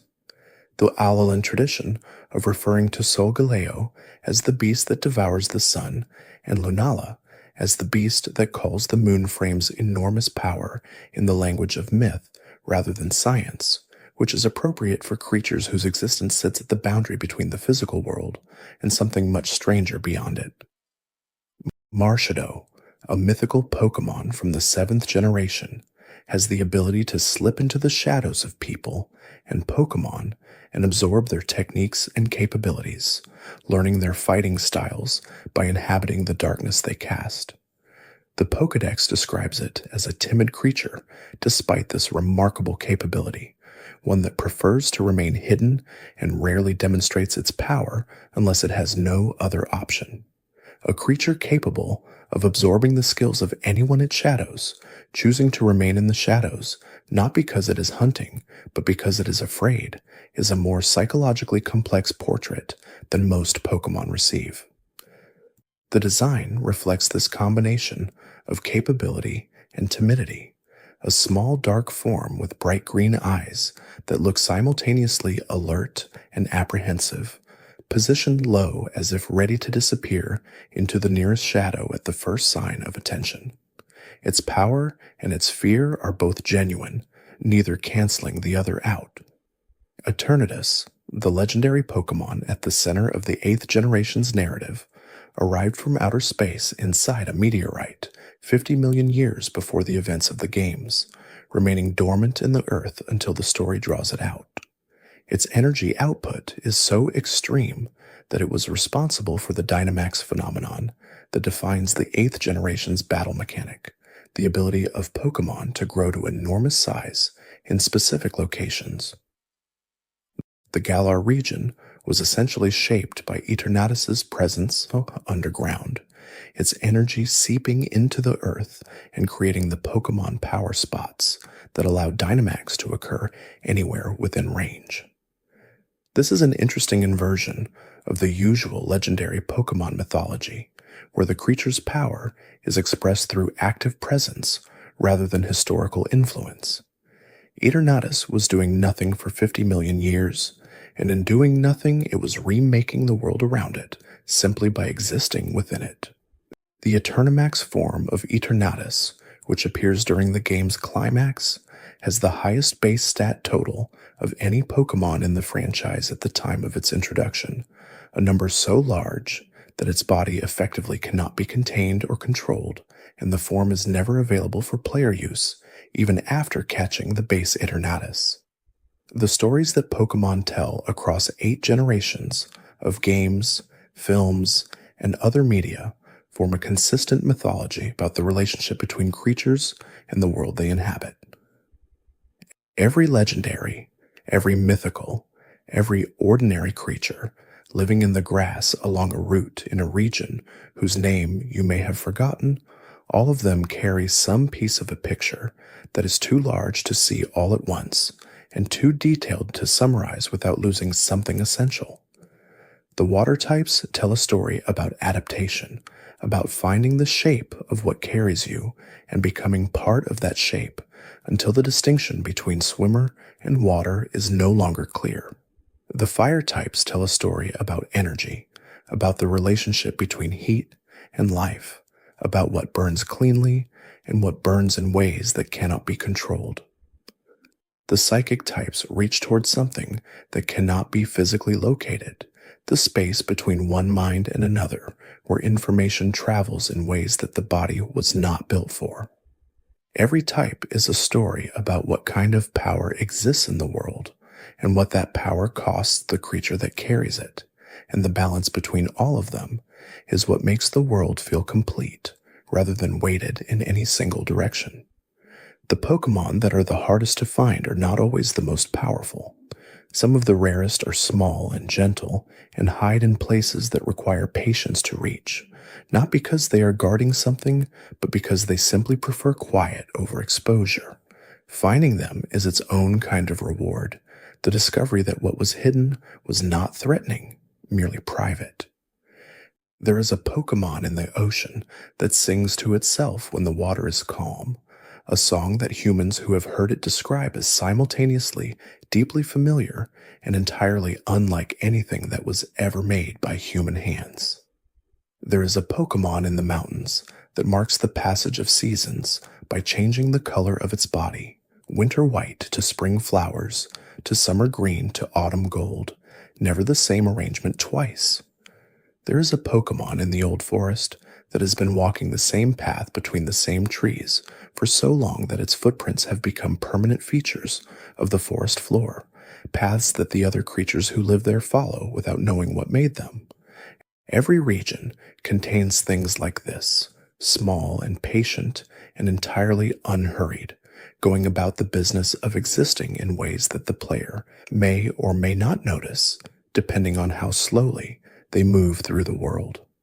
The accumulated weight of all of these facts, taken together, produces something greater than any individual detail. It produces a sense of a world that has been thought about carefully and continuously, where the creatures that inhabit it are not arbitrary, but are each the expression of some idea about what life is, or what power means, or what happens when something has been alive long enough to become part of the landscape around it. The world of Pokémon is a world that takes its imaginary biology seriously, that draws on the natural world, and on mythology, and on history, and on technology, and on folklore, and on the simple pleasure of observation to produce creatures that feel both invented and inevitable, as if they could not quite not exist once the idea of them had been formed. And every generation adds more creatures, and more connections between them, more explanations for things that existed without explanation, and more mysteries to replace the ones that were resolved. The Pokédex grows, the world expands outward, new regions reveal that the world the player thought they understood was only one corner of something much larger, that the geography they knew was only the portion that had been mapped.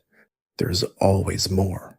There is always something else waiting quietly in the tall grass of a route you have not yet visited, or at the bottom of a cave you thought you had already cleared, or in a region you did not know existed until someone handed you a ticket to a boat headed there. The world keeps going past the edge of what you have seen. The Pokémon in it keep going too, living out their strange and various lives in the spaces between one trainer's visit and the next, doing what they do because it is what they are, growing and evolving and adapting and singing in the dark water and sleeping in the roads and carrying their sadness on their heads and calling down storms when the conditions are right. The Pokémon contests introduced in the third generation offered an entirely separate framework for evaluating Pokémon, one based on performance and presentation rather than combat. 5 categories: coolness, beauty, cuteness, smartness, and toughness each corresponded to a different approach to preparing and showcasing a Pokémon, and the moves that were most effective in battle were often not the ones that produced the most impressive contest results. A Pokémon optimized for combat might perform poorly in a beauty contest simply because the skills required for each kind of excellence are different, and the franchise was making an argument that excellence itself comes in forms that cannot be ranked against each other. The Pokéblocks and Poffins used to raise a Pokémon's contest stats were made from berries grown by the player, creating a secondary layer of cultivation and care that ran parallel to the training required for battle. A trainer who wanted to excel in both arenas needed to invest time in both systems, and the dual investment produced a richer and more varied relationships with the creatures in their care. The appeals that Pokémon performed in the actual contest rounds required anticipating what other contestants would do and choosing moves that would produce the most dramatic effect in context, creating something closer to a social and performative game than a strategic combat. A well-timed appeal after a jam could earn enormous points. A poorly timed one could backfire and leave the Pokémon recovering rather than advancing. Shiny Pokémon, which appear in an alternate coloration to their standard forms, were introduced in the second generation as a consequence of how the game generated random variations in individual Pokémon. In Gold and Silver, each Pokémon had a set of values called individual values that determined its stats and various properties. If those values fell within a very specific range, the Pokémon would appear in an alternate color and produce a sparkling animation when it entered battle. The probability of encountering one was approximately 1 in 8,000, meaning that most players who were not specifically hunting for them would go their entire time with the game without seeing one. The first shiny Pokémon most players encountered was the red Gyarados at the Lake of Rage, a scripted encounter that introduced the concept of color variation within the narrative of the game without requiring the player to understand the underlying mechanics. It is red rather than its normal blue, enormous, and angry, and surrounded by context that explains why it behaves the way it does, and catching it provides a unique item as well as a creature that many players kept in their parties for the rest of the game simply because of how it looked and what it represented. The cultural significance of shiny Pokémon within the community grew substantially in subsequent generations as hunting methods became more deliberate and more varied. Chain fishing, the Masuda method of breeding between games from different regions, and horde encounters all offered different probabilities and different experiences of searching, each with its own rhythm and its own particular quality of anticipation. Pokémon Amy, introduced in the 6th generation, allowed players to interact directly with their Pokémon outside of battle, touching them through the touchscreen, feeding them puffs, and playing minigames to build a connection that affected the creature's behavior in battle.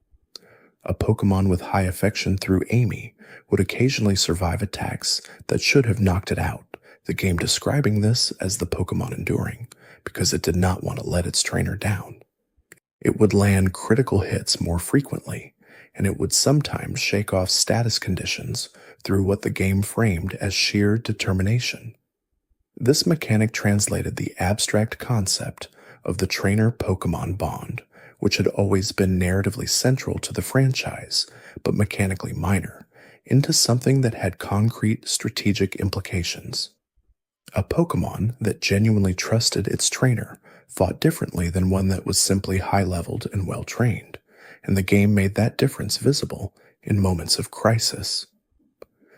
The gesture recognition that allowed players to pet specific parts of their Pokemon added a layer of individual personality to each creature, as different species had different areas they preferred to be touched and different reactions to being poked or stroked in various locations. Some Pokemon closed their eyes in contentment during certain interactions. Others became briefly startled and needed a moment to settle. The responses were small and varied enough that no two Pokemon felt entirely identical in their preferences. The move substitute, which causes a Pokemon to sacrifice a quarter of its own health to create a decoy that absorbs damage in its place, is described in the Pokédex entries for the item of the same name as something Pokemon do instinctively when they feel threatened.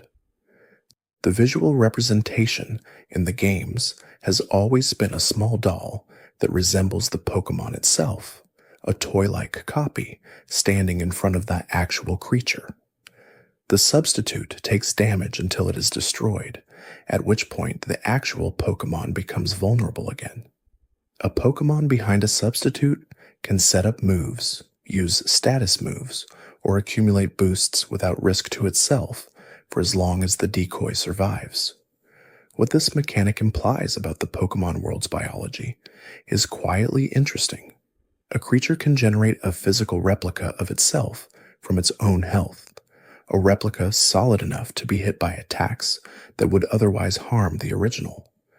The replica is not a perfect duplicate in terms of capability.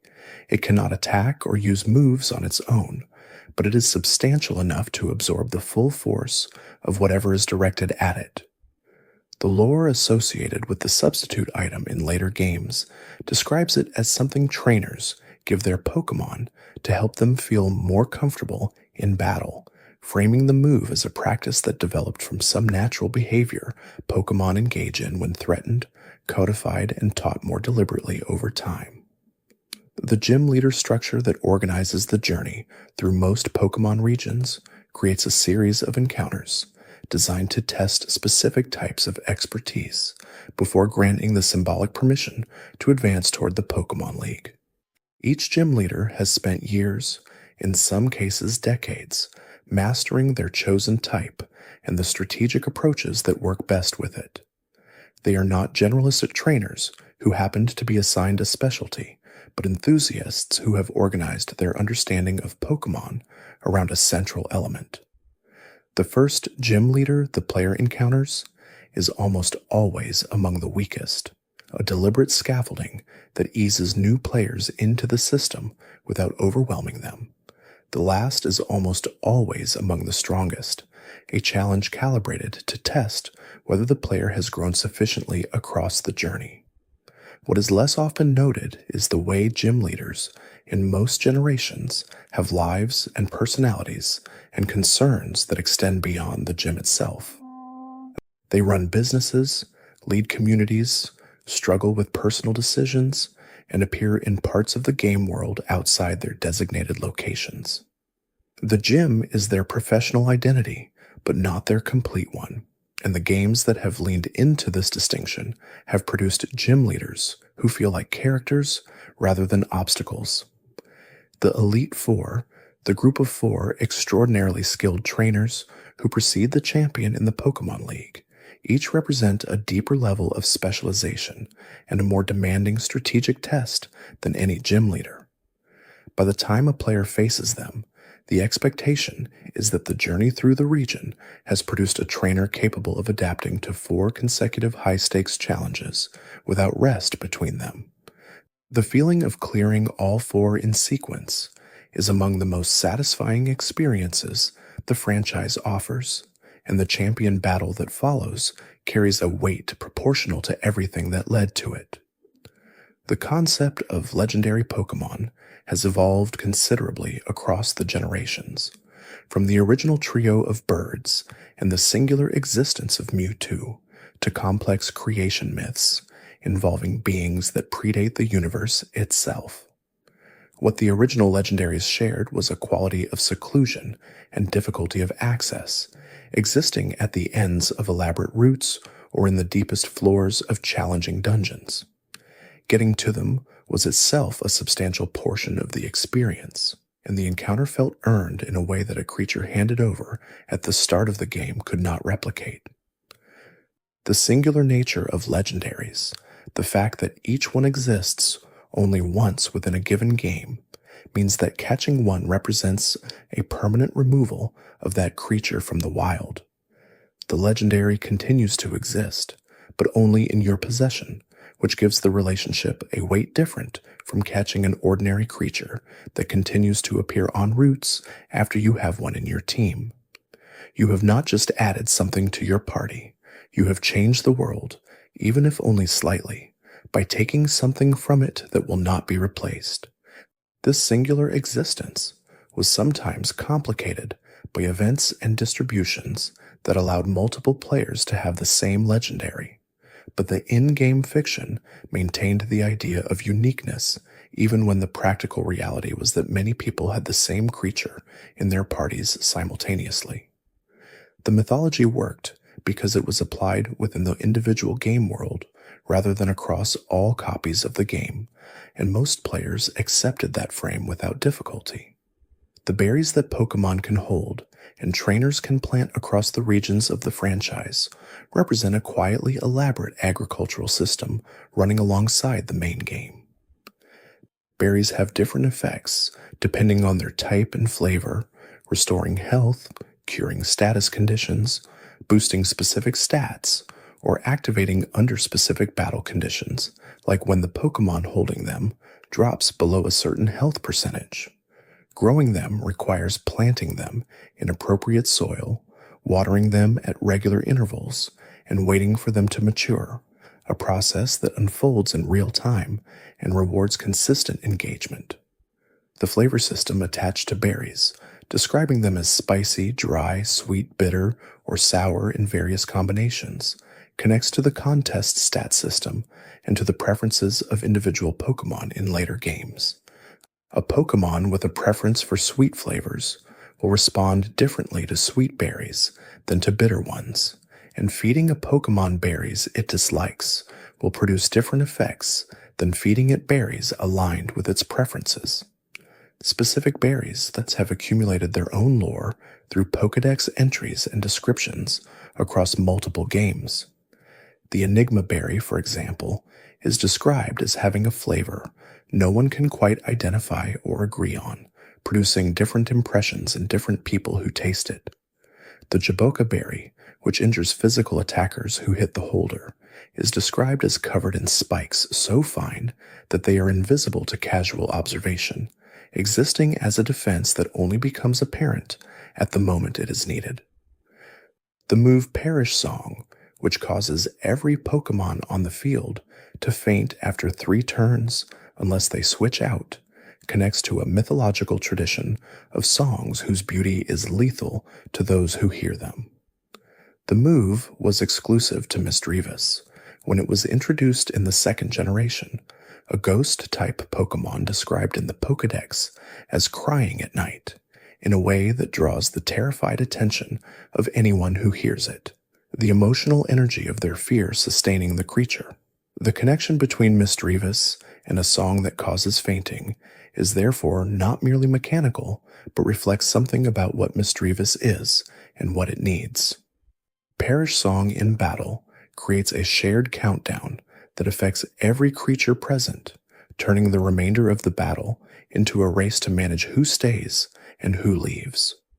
Using it strategically requires understanding that it affects your own Pokémon as much as your opponent's, making it a move that requires as much self-discipline as aggression to use effectively.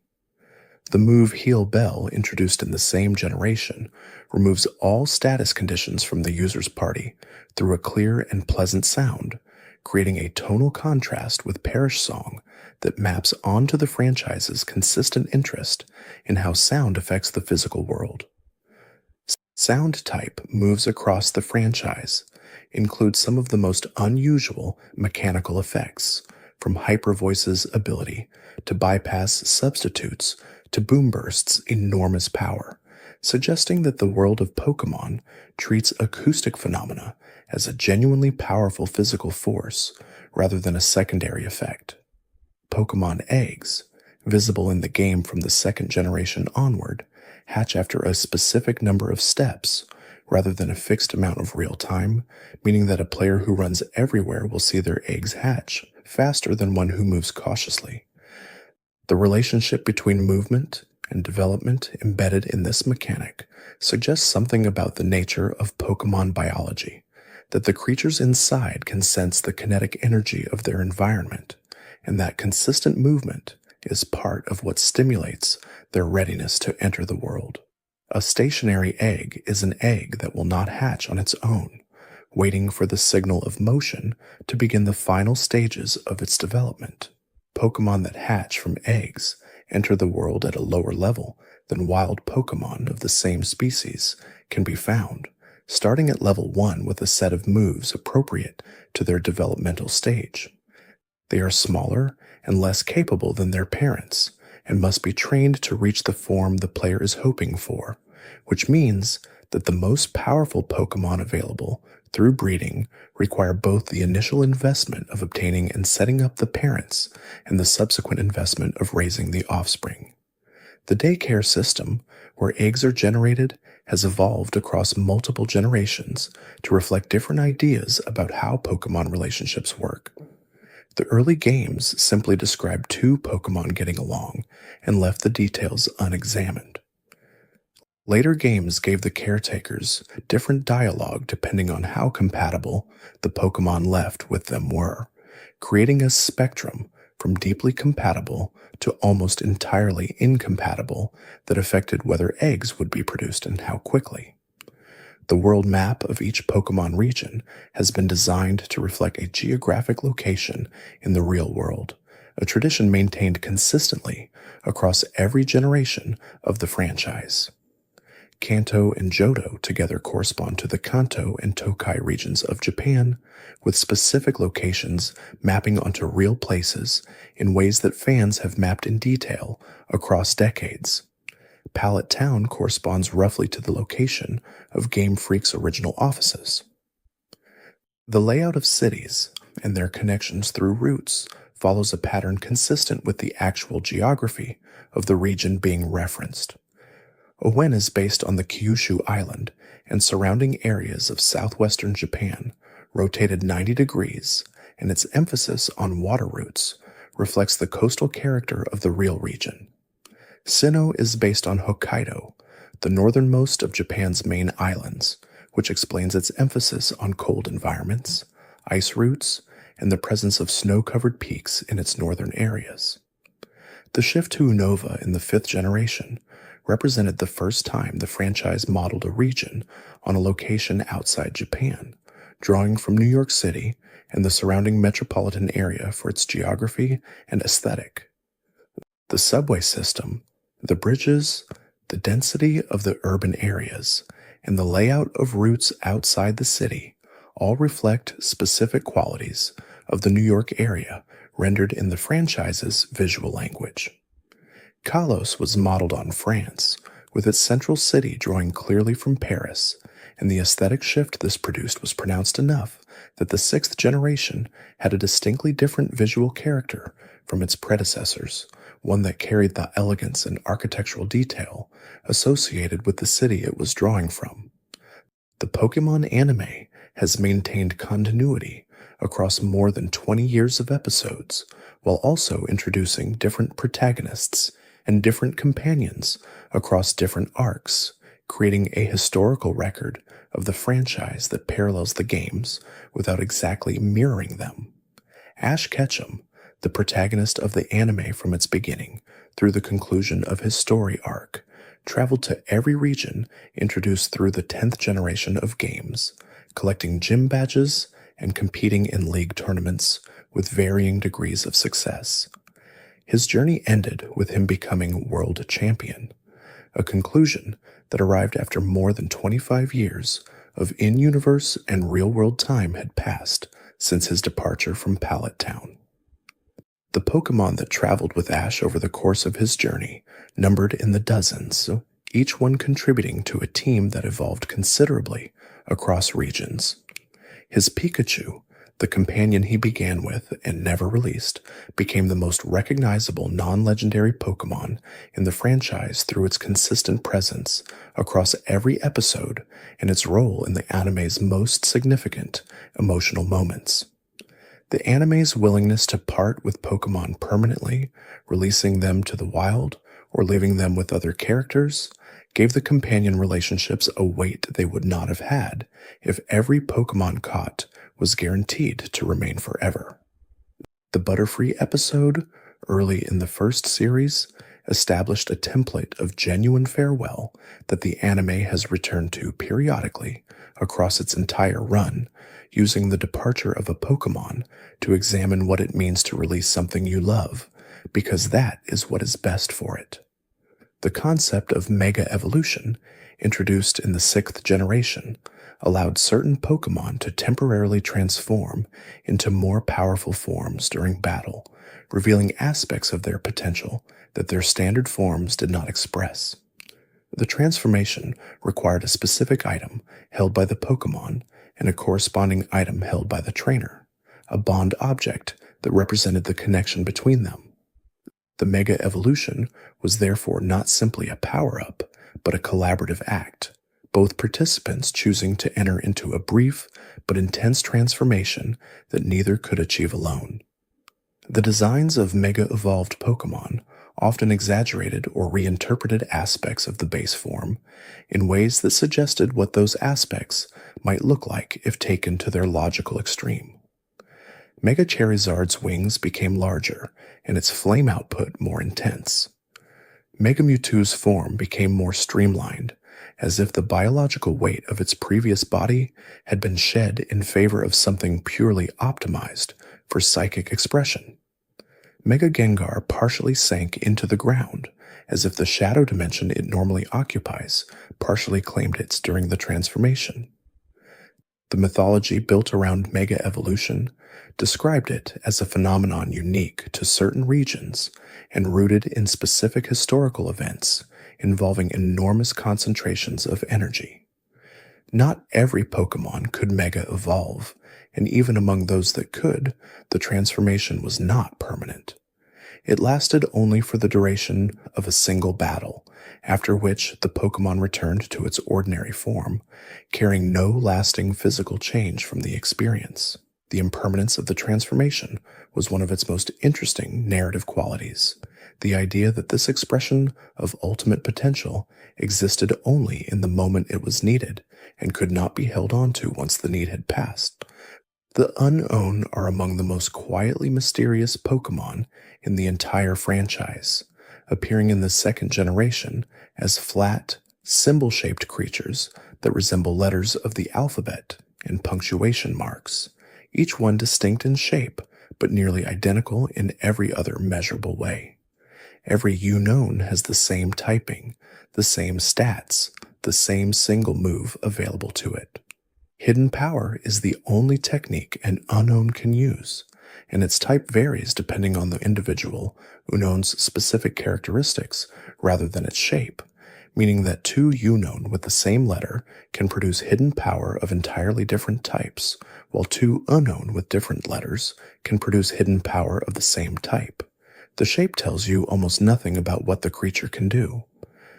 The Pokédex entries for Unown describe them as having existed for longer than written human language in the Pokémon world, suggesting that the symbols they resemble were not invented by people and then coincidentally adopted by the Pokémon, but that the Pokémon came first, and the writing systems developed in imitation of what people saw when they encountered them. The alphabet is a copy of the Unown, not the other way around. The ruins of Alph in Johto where unknown are found in the original gold and silver games, contain inscriptions in unknown script that translate into messages about the ruins themselves and about the history of the people who built them. This means that whoever constructed the ruins either communicated with or worshipped or studied unknown in a way that led to recording information in the shape of the creatures' bodies, treating the Pokémon as a living writing system rather than as creatures separate from language. In large groups, unknown generate a field of psychic energy so strong that it can materialize thoughts into reality, a property explored in the third Pokémon film, where a child's loneliness and longing become powerful enough through the unknown's amplification to reshape the physical world around her. This framing presents the unknown not as individually powerful, but as collectively dangerous when gathered by something with strong enough emotional intensity to direct them, passive instruments of whatever wishes happen to be strongest in their vicinity. Steelix, the evolution of Onyx introduced in the second generation, provides an interesting case study in how the same creature can feel fundamentally different after an evolutionary transition that is more conceptual than visual. Onyx is a rock and ground type Pokémon made of large boulders strung together, enormous and formidable in appearance, but surprisingly fragile in practice due to its typing leaving it vulnerable to several common attack types. It tunnels through the earth at speeds up to 50 miles per hour, creating networks of tunnels beneath mountains that collapse and reform over the years as Onyx continues its perpetual movement through the rock.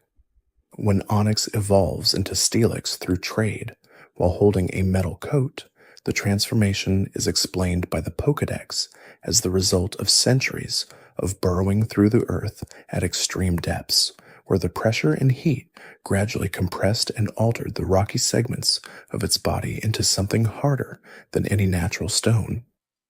The steel that forms Steelix is described as being tougher than any metal humans have manufactured, and its body can withstand the most intense heat and crushing forces without damage. What the evolution changes is not merely the type, but the entire character of the creature's relationship with the earth. Onyx moves through rock. Steelix can crush it. The same fundamental burrowing motion, performed for long enough and deep enough, produces something categorically different from what it began as, which is one of the more interesting evolutionary philosophies in the franchise, and one that rewards thinking about what long practice of any skill eventually produces. The Pokémon World Tournaments, introduced in the 5th generation's sequel games, Black 2 and White 2, allowed players to battle against gym leaders and champions from every previous region in a single competitive facility. This was the first time the franchise gathered characters from across its entire history into a single location for a shared purpose, treating the previous regions not as finished chapters, but as places that continued to exist and whose notable figures continued to train and develop after the players' involvement in their stories concluded. The trainers in the World Tournament had updated teams compared to their appearances in the original games, reflecting years of continued development. Red, the protagonist of the original games who appears in Gold and Silver as a legendary trainer at the top of Mount Silver, had a team in the World Tournament that reflected his continued evolution as a trainer, rather than simply the team he was carrying when the player last encountered him. This detail matters because it implies something about the Pokémon world that is usually left unaddressed, that the people and creatures in it continue to exist and develop when the player is not present. The game's world is not static between the player's visits. The gym leaders continue to train. The champions continue to compete. The world turns without needing anyone to observe it doing so. The Champion Cup in later games, the World Coronation series in the anime, and similar large-scale competitive structures across the franchise all reflect this same impulse The desire to establish that competitive Pokémon training exists within a larger ecosystem of ongoing activity rather than simply as a sequence of obstacles placed before the player's progress. The move Baton Pass, which allows a Pokémon to switch out while passing any stat changes or conditions it has accumulated to the incoming Pokémon, represents one of the most strategically interesting mechanics in the competitive game's history. A Pokémon that has spent several turns raising its speed and special attack can use Baton Pass to transfer those raises to a teammate that was not capable of setting them up itself, effectively acting as a setup platform for a more offensively capable partner. This extends the utility of Pokémon that are not inherently powerful attackers, but can access move combinations unavailable to the creatures that benefit most from them. The strategy of building teams around Baton Pass chains, where multiple Pokémon pass accumulated boosts to each other before a final sweeper receives a maximized set of stat changes, became significant enough in competitive play to require regulatory intervention across multiple generations. The mechanic itself was never removed, but specific restrictions on how many Pokémon on a team could know the move, or how many stat boosts could be passed at once, were introduced to prevent the strategy from becoming too dominant. What Baton Pass demonstrates about Pokémon strategy more broadly is that the most powerful approaches are often not the ones that maximize a single Pokémon's capability, but the ones that use cooperation between multiple Pokémon to produce an outcome that none of them could achieve individually. The franchise's competitive depth comes substantially from this kind of combinatorial thinking, from the question of how creatures with different individual strengths can be assembled into something greater than the sum of those strengths. Nidoran, the gender-differentiated Pokémon pair introduced in the first generation, are technically considered a separate species, despite being the only example in the original games of two Pokémon that are clearly the male and female versions of the same creature. The male Nidoran evolves into Nidorino and then Nidoking. The female Nidoran evolves into Nidorina and then Nidoqueen. The evolutionary lines are parallel but distinct, each culminating in a powerful dual-typed Pokémon of similar but not identical capabilities. The naming convention treats the gender as so significant that the creatures required separate Pokédex numbers rather than being listed as variants of the same species. What makes Nidoran particularly interesting is that Nidorina and Nidoqueen, unlike almost every other Pokémon in the franchise, cannot produce eggs at the daycare. The most natural explanation, which the Pokédex does not offer directly, is that something about the evolutionary process that produced Nidorina and Nidoqueen altered their reproductive biology in ways that make the standard egg production mechanism unavailable to them. The males of the line do not share this limitation. This biological asymmetry has no clear in-world explanation and is one of several facts about the franchise that becomes more unusual the more carefully it is examined. The games present it as simply how things are, without acknowledging that it raises questions, which is consistent with the franchise's general approach of describing the world rather than explaining all of it. Vileplume and Bellossom represent a divergence in Gloom's evolutionary path that reflects a genuine philosophical disagreement about what Gloom fundamentally is and what it is in the process of becoming. Gloom is described in the Pokédex as a creature that constantly drips a fluid from its mouth that smells so terrible it can cause unconsciousness in humans who come too close.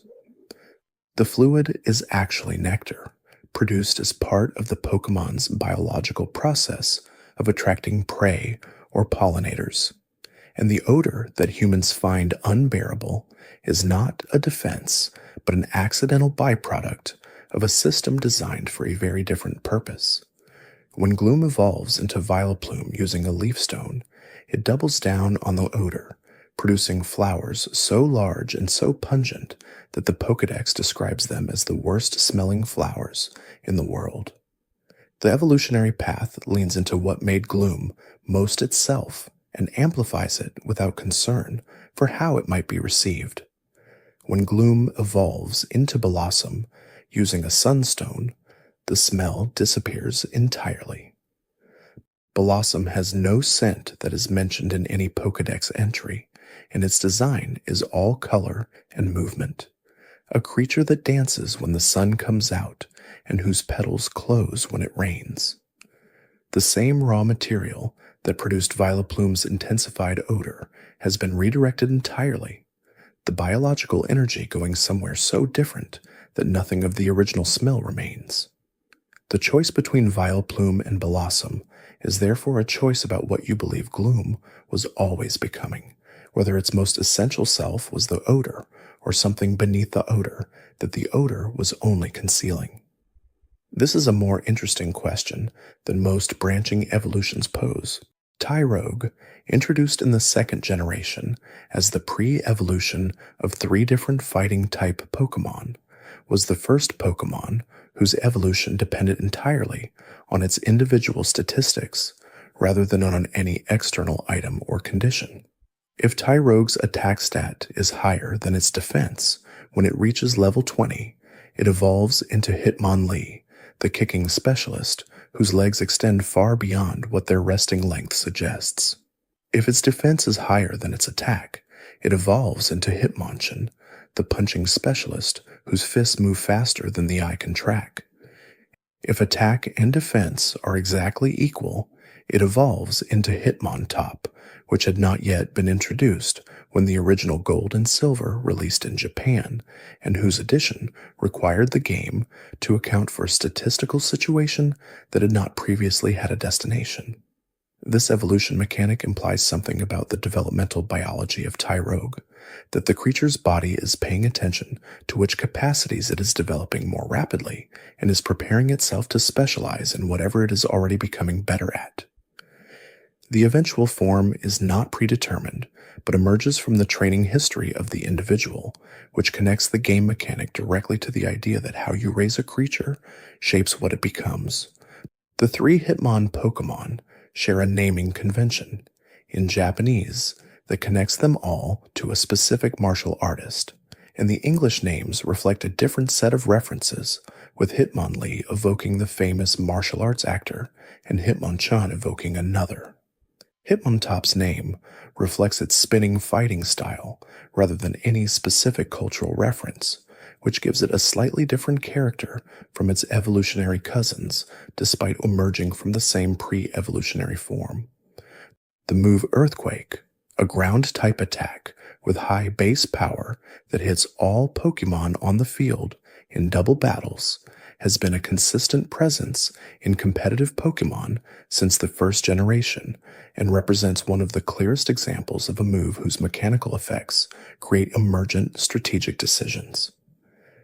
In single battles, Earthquake is simply a powerful, reliable attack that most physically oriented Pokémon with access to it will carry because it covers several important types that otherwise resist common offensive options. In double battles, its field-wide effect creates an immediate question about team composition. Can you pair the Pokémon that uses Earthquake with a teammate that will not be harmed by it? Flying-type Pokémon and those with the Levitate ability are immune to Earthquake, making them natural partners for Pokémon that want to use it freely without hitting their own teammate. This single mechanical interaction has shaped double battle team building at every level of competition since double battles became a format, because the combination of a ground-type attacker and a levitating partner is such an obviously powerful synergy that any team that cannot account for it is at a structural disadvantage. The design of this interaction was almost certainly intentional rather than accidental, but whether the double battle implications were part of the original design thinking for the move's field-wide effect is a question the developers have never directly addressed. The move preceded the introduction of double battles as a format, and the synergy emerged from the combination of 2 separately designed systems rather than from a single decision about how they should interact. Beldum, The pre-evolutionary form of Metagross is one of the few Pokémon in the franchise that can only be caught using a specific technique due to its exclusive access to Takedown, a move that damages the user for a portion of the damage it deals. In the original Ruby and Sapphire games, Beldum could only be obtained as a gift from Stephen Stone's house after the completion of certain story events. This limited availability was consistent with the rarity and significance of the Metagross line, which serves as Stephen's signature Pokémon and is framed within the game's narrative as something extraordinary rather than something a player would simply encounter on a route. The Beldum line's lore describes them as composed of a material that is not bone but functions similarly, a magnetic alloy that allows the multiple Beldum that make up Metang and eventually Metagross to fuse together without any biological joining mechanism. The connection is magnetic, the multiple bodies held together by force rather than tissue, which means that a Metagross is technically a colony of 8 Seldom, rather than a single organism, though it functions with a unified consciousness whose intelligence is greater than the sum of its individual components. This cooperative intelligence, where multiple simple units combine into a more complex whole, connects Metagross to a tradition of fictional intelligence that uses collective organization to achieve what individual capability cannot reach. The 4 brains that make up Metagross, itself composed of 2 Metang, each themselves composed of 2 Beldum, operate with a processing speed described as exceeding the fastest supercomputers of their time, a claim that has grown more interesting rather than less as actual computing power has developed in the decades since the claim was first made. The Sinnoh Underground, a subterranean exploration system introduced in Diamond and Pearl, allowed players to dig through the earth to find fossils, spheres, and rare items while also decorating their own underground base and visiting the bases of other players through local wireless connection. The digging mechanic, which involved tapping specific spots on the touchscreen while a wall of earth slowly cracked under pressure, was a tactile and meditative activity with a genuinely random reward structure. Players could spend an entire session digging and find nothing particularly useful or uncover a fossil they had been searching for since the beginning of their time with the game, and the unpredictability was part of what made each digging session feel like a small private adventure. The secret bases that players could decorate in the underground carried forward a concept first introduced in the 3rd generation's hidden bases, which could be created in any number of locations across the overworld and decorated with furniture and traps. The Sinnoh Underground expanded this concept by moving it into a dedicated subterranean layer beneath the main map, creating a secondary world with its own geography and its own logic that players could move through independently of the surface narrative. Fossil Pokémon obtained through the underground included species specific to Diamond or Pearl, continuing the franchise's tradition of version-exclusive content that encourages exchange between players. The combination of underground exploration, base decoration, multiplayer interaction, and fossil hunting created a play space whose different elements supported each other in ways that the sum of their parts might not have suggested individually.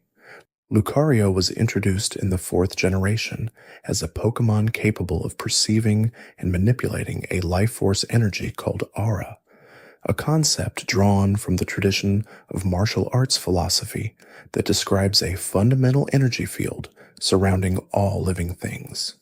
The aura that Lucario perceives is described in the Pokédex as the feelings and emotions of others made visible, a kind of empathic reading of the internal states of those around it that goes beyond what ordinary senses can detect. This makes Lucario simultaneously one of the most connected Pokémon in the franchise, and one of the most isolated, because perceiving the internal states of everyone nearby is not necessarily a comfortable experience. The bond between Lucario and its trainer is described across multiple Pokédex entries, and in the 4th Pokémon film, as something more mutual and more demanding than most trainer-Pokemon relationships. Lucario can sense whether a trainer's feelings are genuine, and it will only fight alongside those whose aura it reads as trustworthy. This makes it impossible to deceive a Lucario about your intentions, which places an unusual burden on any trainer who wants to work with one. Sir Aaron, the historical figure associated with Lucario in the film, sealed his Lucario inside his staff rather than letting it follow him to a battle he did not expect to survive, a choice that Lucario did not understand at the time and interpreted as abandonment. The hundreds of years between that sealing and the events of the film are described as having been experienced by Lucario as a kind of timeless waiting, aware that something was wrong, but without any way to act on that awareness or to resolve it until the seal was broken. The move Minimize, which causes a Pokemon to compress itself to an extremely small size and raises its evasiveness substantially, has a relationship with the move Stomp that is one of the more unusual mechanical interactions in the franchise's history. A Pokemon that has used Minimize can still be hit by moves with perfect accuracy, but Stomp in particular was modified in later generations to always hit a minimized Pokemon and deal double damage when it does, creating a specific counter to a specific evasion strategy. This is one of the few cases where a mechanical interaction was designed not to make Stomp more generally useful, but specifically to provide a counterplay option to a strategy that had proven frustrating in practice. The Minimize strategy is beloved by a certain category of player who enjoys the tense and often extended battles that result from an extremely evasive Pokemon waiting for opponents to miss until the situation resolves in its favor, and is correspondingly disliked by players who find that the randomness of evasion-based strategies feels like it rewards luck over skill. Both perspectives have merit, and the tension between them has never been fully resolved by the franchise, which has kept evasion mechanics available while also providing increasingly robust counters to their most extreme applications. The debate around evasion reflects a broader discussion in competitive Pokemon about the role of randomness in a game where the base mechanics already include a critical hit system, accuracy percentages on many moves, and various probability-based effects. The franchise has never committed to eliminating randomness from competitive play, which means that the balance between skill and luck remains a permanent feature of the strategic landscape rather than a problem awaiting a solution. Darkrai's Pokédex entries across multiple games describe it as a creature that gives nightmares to anyone who comes near it, not out of malice, but as an involuntary consequence of its presence. The dark dreams it induces are not designed to harm, but simply reflect what Darkrai is, a being whose fundamental nature expresses itself as darkness, even when it would prefer otherwise. The Pokédex in Diamond and Pearl notes that Darkrai can lull people to sleep and trap them in nightmares, but also that it shows itself only on moonless nights and hides itself away from people as a matter of course, behavior more consistent with shyness or guilt than with aggression. The 10th Pokémon film, in which Darkrai is a central character, develops this mythology into something more nuanced, presenting Darkrai as a creature that is profoundly aware of the harm its presence causes, and that has chosen isolation as an act of protection rather than misanthropy. It stays away from the people it values specifically because staying near them would hurt them, which is a lonelier position than malice would produce, and a more ethically complex one. Darkrai's design reflects this quality, dark and angular in ways that suggest absence rather than presence, a creature defined more by what it lacks, warmth, color, softness, than by what it possesses. It is the shape of what is not there, which makes it simultaneously a visual absence and a genuine being, present and absent at the same time in a way that mirrors its relationship with everyone it encounters. The Pokémon Ranger games, which ran parallel to the main series across the third and fourth generation periods, offered an entirely different perspective on what it means to work alongside Pokémon by removing the concept of capture and ownership entirely. Rangers partnered with a single Pokémon partner called a styler partner, and they assisted other Pokémon through temporary bonds rather than permanent capture, using a device called a capture styler to draw loops around wild Pokémon and borrow their abilities for specific tasks before releasing them back to their natural environment. This alternative philosophy of human-Pokémon interaction, where Pokémon are neighbors and temporary allies rather than possessions, produced a different emotional character from the main series. Pokémon in Ranger were free in a way that main series Pokémon technically are not, living in ecosystems that functioned before the Ranger arrived and would continue functioning after the Ranger left. The Ranger's role was to maintain those ecosystems rather than to extract from them. The tension between the Ranger philosophy and the main series philosophy of collection and ownership was never directly acknowledged between the two lines of games, but the existence of both suggested that the Pokémon world contains multiple valid frameworks for understanding the relationship between humans and Pokémon, and that the one the player uses in the main series is not the only possible arrangement. Pokémon Mystery Dungeon, the longest-running spin-off series in the franchise, places the player inside the body of a Pokémon rather than alongside one, fundamentally reorienting the perspective from which the world is experienced. The narrative conceit of the series is that the player is a human who has been transformed into a Pokémon for reasons that become increasingly significant as each game's story develops. The lack of memory about human life and the gradual adjustment to existing as a creature rather than a person forms the emotional core of each title, and the stories that develop within that framework have been among the most narratively ambitious in the entire franchise.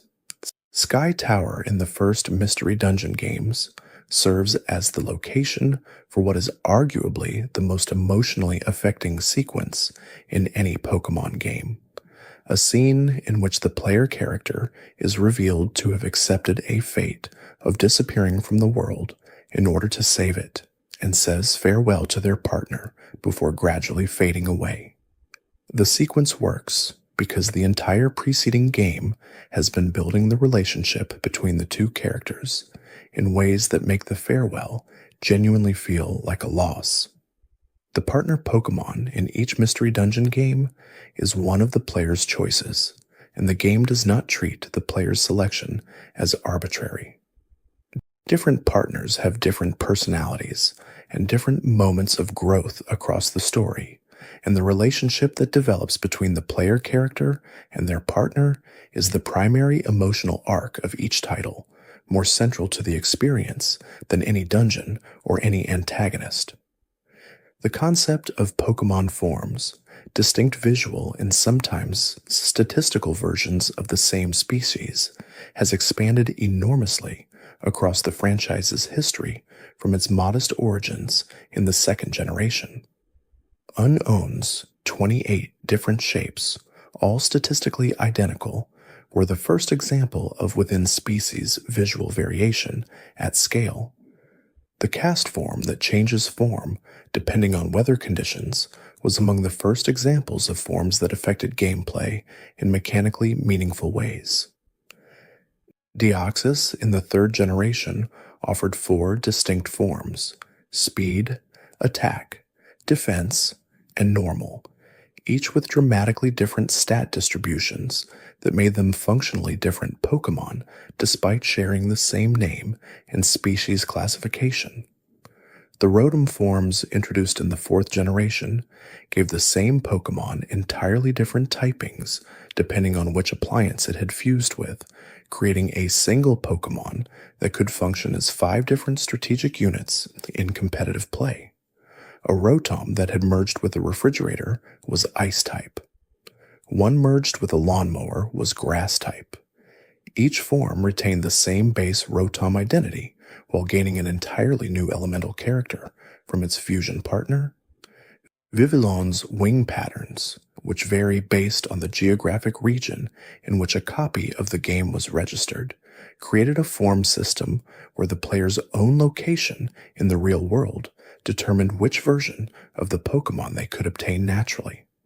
Players in different countries could trade their regional pattern to others, making Vivillon collection a genuinely international activity dependent on connection with players around the world in a way that the original link cable philosophy of the franchise had always aspired toward. The Elite Four's composition across different regions reveals something about each region's identity and what kinds of expertise are considered the highest expression of training mastery in that particular part of the world.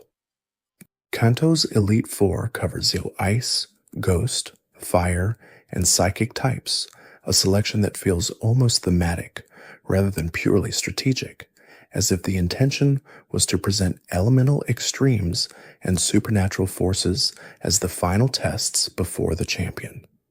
Johto's includes dark, fighting, ghost, and the Pokémon trainer distinction that no longer restricts to a type, suggesting a region whose understanding of expertise is broader and more varied than pure elemental mastery.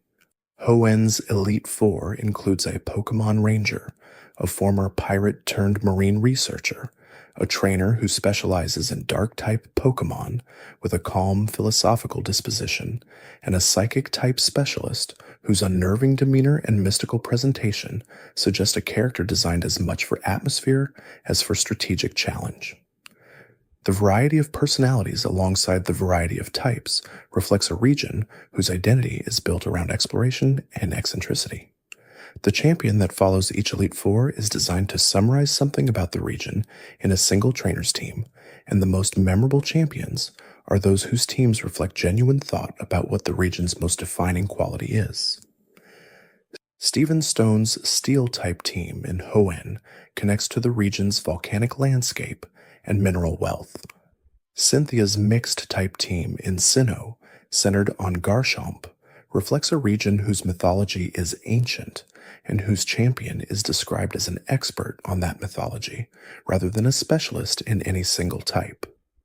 Carbink and Diancie share a biological connection that is one of the franchise's more quietly interesting pieces of world building, a relationship between an ordinary Pokémon and a mythical one that runs in an unexpected direction. Diancie is described in its Pokédex entries as a sudden mutation of Carbink, meaning that the mythical Pokémon did not precede the ordinary one, but emerged from it, a legendary creature that arises from the same pool of biological potential as something completely unremarkable. Any Carbink could theoretically become a Diancie, though the transformation is described as so rare that it is treated as essentially impossible under ordinary circumstances. This inversion of the usual relationship between mythical Pokémon and ordinary ones, where the legendary is typically the origin or the apex and ordinary creatures are derived from or related to it, produces a different kind of rarity. Diancie is not rare because it is ancient or because only one exists. It is rare because the transformation from Carbink to Diancie requires conditions so specific and so unlikely that it has happened only a handful of times in recorded history. The design continuity between Carbink and Diancie is intentional and visible, the same basic body type and geological aesthetic present in both, with Diancie's additional gem growth and pink coloration representing the result of whatever transformation occurred rather than a fundamental redesign. Diancie looks like what Carbink might become if something extraordinary happened to it, which is exactly what the lore says occurred. The regional variants introduced in the 7th generation, called Alolan forms, recontextualize the relationship between environment and biology in ways that the franchise had gestured toward across its history without fully committing to. Rattata and Raticate in Alola are dark and normal types, rather than the normal type of Kanto, Their nocturnal habits developed in response to the presence of Yungoos, a Pokémon introduced specifically to control the Rattata population that had grown unmanageable. The adaptation is recent enough within the game's lore to be historically documented rather than mythologically remote, making it feel like an observed fact rather than ancient biology. Marowak in Alola is fire and ghost typed rather than purely ground, a change whose emotional resonance is enhanced by the history of Marowak in the franchise. The connection to the Marowak whose spirit haunts Pokémon Tower in Kanto, the mother who died protecting her child, gives the Alolan Fire Ghost form a layer of meaning it would not carry as an isolated design choice. Fire is grief in many cultural contexts, and the combination of fire and ghost in a Pokémon that wears the skull of its mother is not an accidental pairing. The Alolan Executor, which is dramatically taller than its Kanto counterpart and described as achieving its full intended height under the intense tropical sunlight of Alola, was designed partly as a humorous commentary on the Kanto design's shorter stature, presenting the regional variant as the authentic form that the Kanto climate had always been suppressing. Whether this reading is canonical or simply one available to players who choose to look for it, it adds something to both versions of the Pokémon that neither would have alone. The move Future Sight, which deals damage 2 turns after it is used regardless of what Pokémon is on the field when the damage arrives, creates a strategic dimension unique in the franchise for its relationship with time. Using Future Sight commits damage to a specific future moment rather than to the present, which means that the opponent can switch Pokémon between the use and the arrival of the damage, and the incoming attack will still land on whatever is on the field at the moment of arrival. This creates the possibility of predicting switches and timing Future Sight to land when a particularly vulnerable Pokémon enters the field, or of using it to create pressure that forces the opponent to consider not just the current moment, but 2 turns into the future simultaneously.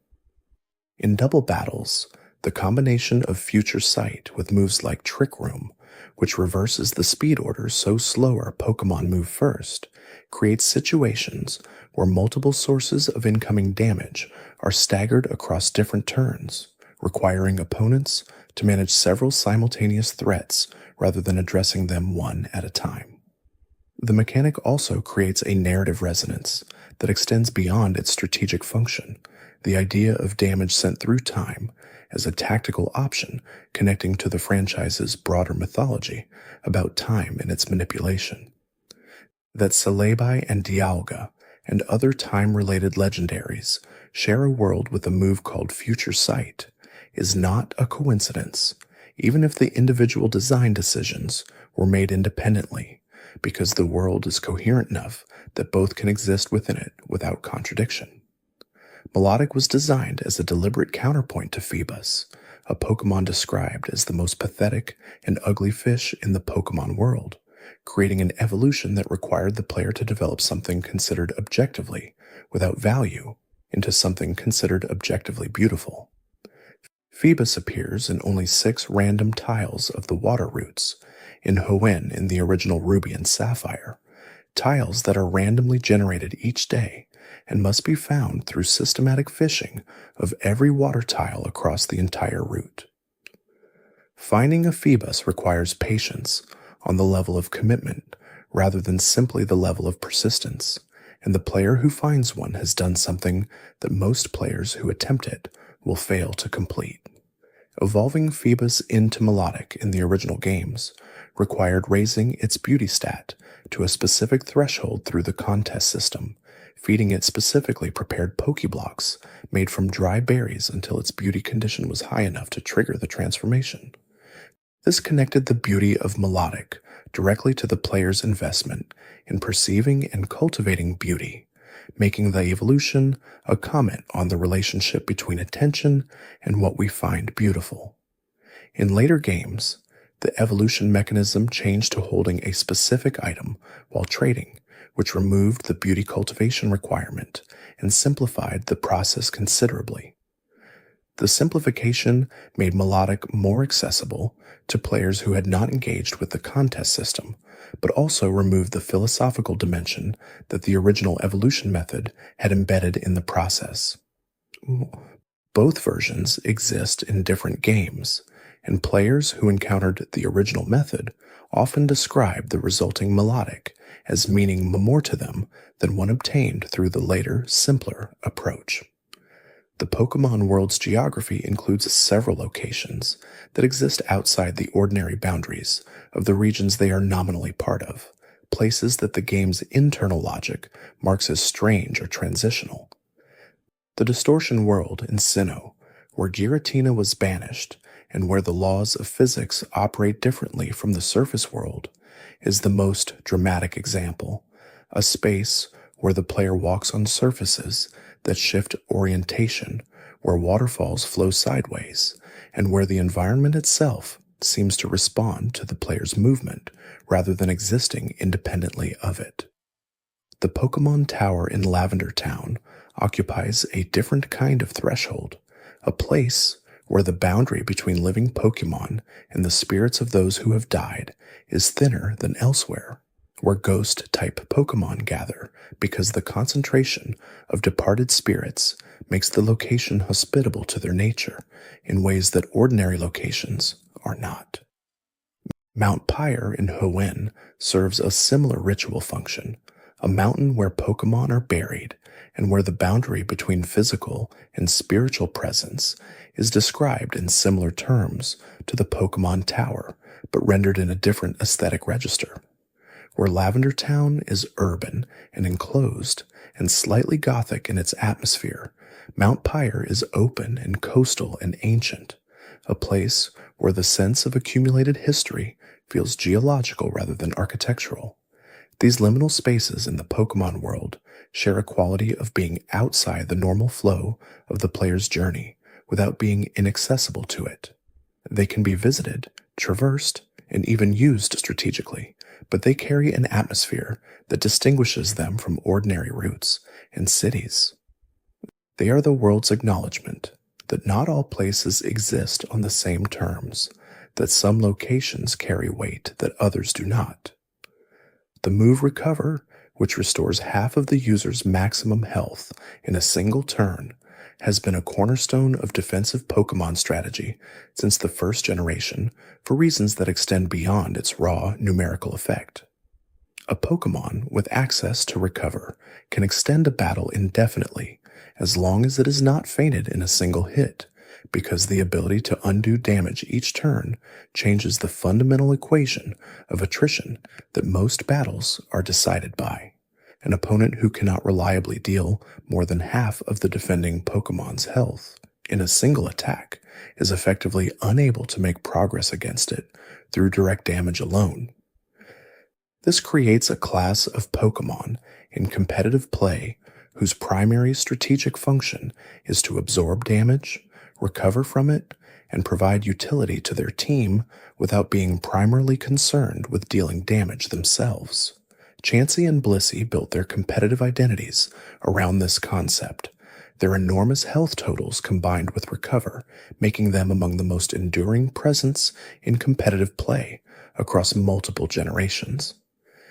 The existence of Recover as a strategic pillar has also shaped how offensive Pokémon are evaluated, because a sufficiently powerful offensive threat is one that can break through recovery mechanics, and the arms race between offensive power and defensive endurance has been one of the defining dynamics of Pokémon competitive play since the concept of a metagame first developed in the community. The friendship system that underlies many evolution requirements and some battle mechanics in the Pokémon games creates a feedback loop between how the player treats their Pokémon and what those Pokémon can become. A Pokémon's friendship value increases through leveling up, through the use of vitamins and certain berries, through having its hair styled at a groomer, and through simply having it in the party and moving through the world with it. It decreases when the Pokémon faints, when it uses bitter medicine, and in some games when it is traded away and received back, as if the disruption of the bond from the player's perspective registers as somehow in the creature's emotional state. Pokémon that evolve through friendship, including Espeon, Umbreon, Togekiss, Lucario, and others, are therefore creatures whose most advanced form is reached through an emotional process rather than a training process. They become what they are not because of what they faced in battle, but because of the quality of care they received, which is a different philosophy of development than the one that governs level-based or item-based evolution. The fact that friendship affects certain move accuracy, boosts, survival from otherwise fatal attacks, and the chance of shaking off status conditions in games where the AMI or camp systems are active means that the emotional dimension of Pokémon care has always been partially integrated into the mechanics rather than existing purely in the narrative. The game is not simply telling you that your Pokémon trusts you. In some contexts, it is showing you what that trust looks like when it matters. The Galar region, modeled on the United Kingdom, introduced a particular aesthetic sensibility that drew from British culture's relationship with spectator sport, industrial history, and pastoral landscape in ways that produced a distinctive visual character unlike any previous region. The wild area, an open expanse that allowed players to encounter high-level Pokémon freely from early in the game, represented the most significant structural departure from the traditional route-based design the franchise had maintained since the beginning. Rather than encountering Pokémon along a linear path that the player follows from one location to the next, the wild area placed the player in an environment where direction was self-determined and where the creatures available depended on weather conditions that changed in real time based on the game's internal clock. The Dynamax phenomenon, where Pokémon grow to enormous size in specific locations, was explained through the Galar region's unique energy field and its relationship with Eternatus sleeping beneath the earth, connecting the game's central mechanic to its central mystery in a way that made the mechanic feel native to the region rather than universally applicable. Max raid battles, which allowed up to 4 players to challenge a single, extremely powerful Dynamaxed Pokémon together, introduced genuine cooperative multiplayer to the main series in a way that previous generations had not attempted.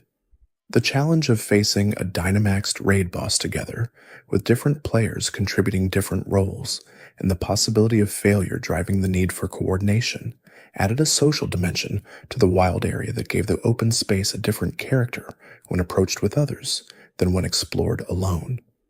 The Pokémon trading card game, which launched in 1996 in Japan and spread internationally in the following years, created an entirely separate vocabulary for the franchise that ran parallel to the video games without being directly equivalent to them. The card game's mechanics share conceptual overlap with the video games.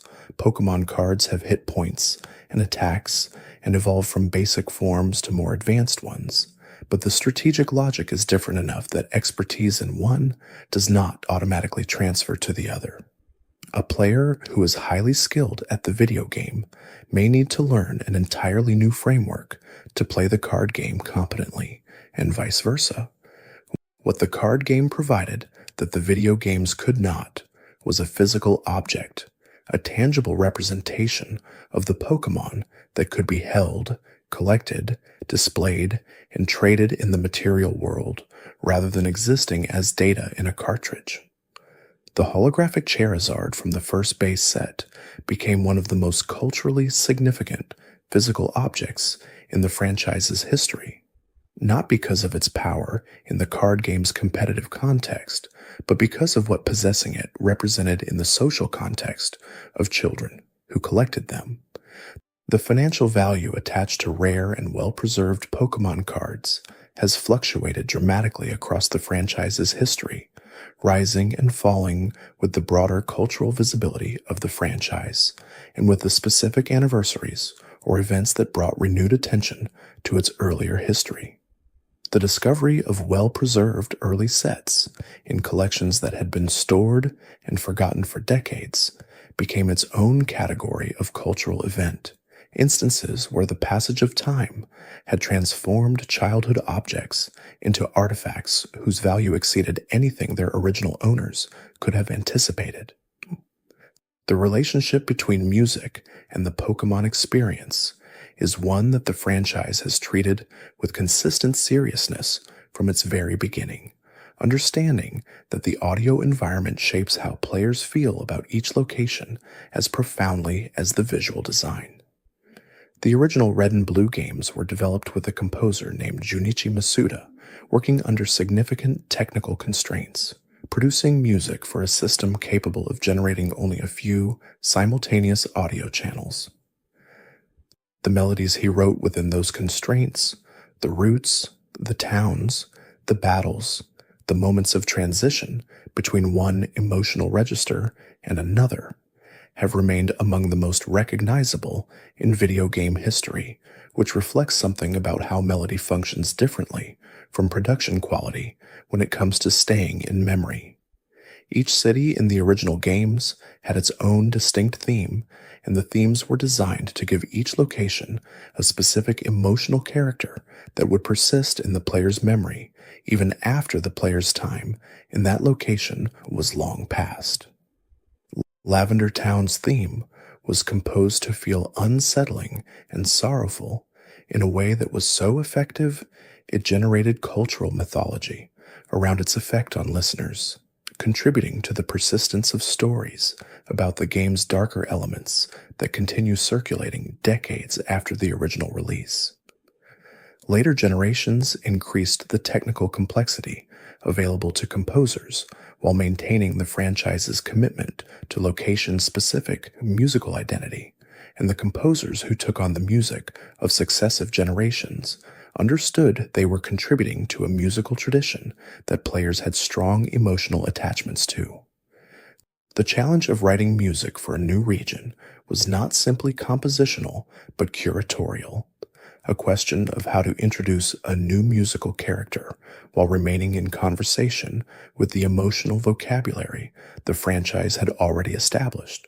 Pokémon contests and Pokémon showcases and similar performance-based systems across multiple generations all share an underlying interest in celebrating the aesthetic and expressive dimensions of the relationship between trainer and Pokémon rather than only the combative ones. The appeal of these systems is that they ask different questions than battles do. In battle, the relevant questions are about type matchups, speed, damage output, and strategic positioning. In contests and similar activities, the relevant questions are about presentation, about what a Pokémon looks like when it performs a move, about whether the sequence of moves creates an aesthetically pleasing or dramatically effective performance, about how the audience responds to what they are seeing. This difference in what is valued produces a different kind of preparation and a different kind of knowledge. A trainer who is deeply skilled at contests understands their Pokémon in a way that a purely battle-focused trainer does not, in terms of what each move looks like from outside, in terms of what creates drama and what creates beauty, in terms of the audience and the context, rather than purely in terms of the opponent. The Pokémon coordinator characters who appear in the anime's storylines around the contest system are among the most fully developed supporting characters in the franchise's long history, given goals and personal philosophies and creative challenges that parallel but do not replicate the journey of gym badge collecting. Their stories explore what it means to care about how something is done rather than simply whether it succeeds, which is a question the franchise has always wanted to ask, but has sometimes struggled to make as central as the combat narrative demands it be. The world of Pokémon is a world where the extraordinary has become ordinary through familiarity, where dragons live in the mountains outside ordinary towns, and psychic creatures wander through public spaces, and creatures that can bend time and space sleep beneath still lakes without anyone knowing precisely what that means for the reality of the lake above them. The people who live in this world have built their lives around relationships with creatures that share none of their biology and some of their emotional experience, developing forms of partnership that the world of the games describes in practical terms without always acknowledging how strange those partnerships are. A child walks out of their house with a creature capable of generating electrical storms powerful enough to affect the weather and goes about an ordinary day. The strangeness is distributed so evenly across the world's surface that it does not register as strangeness to the people who live inside it, which is one of the defining qualities of the Pokémon world's atmosphere and one of the things that makes it feel genuinely inhabited rather than simply constructed. The extraordinary is the background against which the ordinary occurs, and the ordinary is what the games are actually about. The search for a creature in tall grass, the decision about which Pokémon to keep and which to store, the moment when a Pokémon that has been with you since the beginning of a journey evolves into its final form, and you realize, with a small internal adjustment, that what you have is now different from what you started with.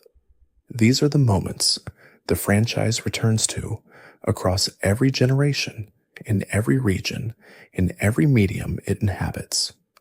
The accumulated history of the franchise, from its origins in the mind of a collector who missed the fields where he once found insects, to the global phenomenon that transformed how an entire medium thought about connection and exchange, is itself a kind of Pokémon story. It is a story about something small and personal becoming something enormous and shared without losing entirely the quality that made it personal to begin with. The child who played the original Red version in a bedroom in 1996, and the player who discovers the current generation for the first time today are separated by decades and by an enormous accumulation of creatures and regions and mechanics and stories, but they are looking for the same thing. They are looking for something alive in a world that was made for them, something that rewards attention and patience and the willingness to walk slowly through places that other players rushed past. They are looking for the creature in the tall grass that no one told them was there, the one that appeared because they decided to stay in that field a little longer than they needed to. Every generation of the franchise has understood this, and every generation has tried to preserve the feeling of that moment, the unexpected encounter, the new form of something familiar, the gradual revelation of a world that is larger than it first appeared to be. Thanks for watching. If you enjoyed drifting through these quiet moments, there's another video waiting on the left of your screen. Let it play while you rest. You might discover something gentle before sleep takes you again.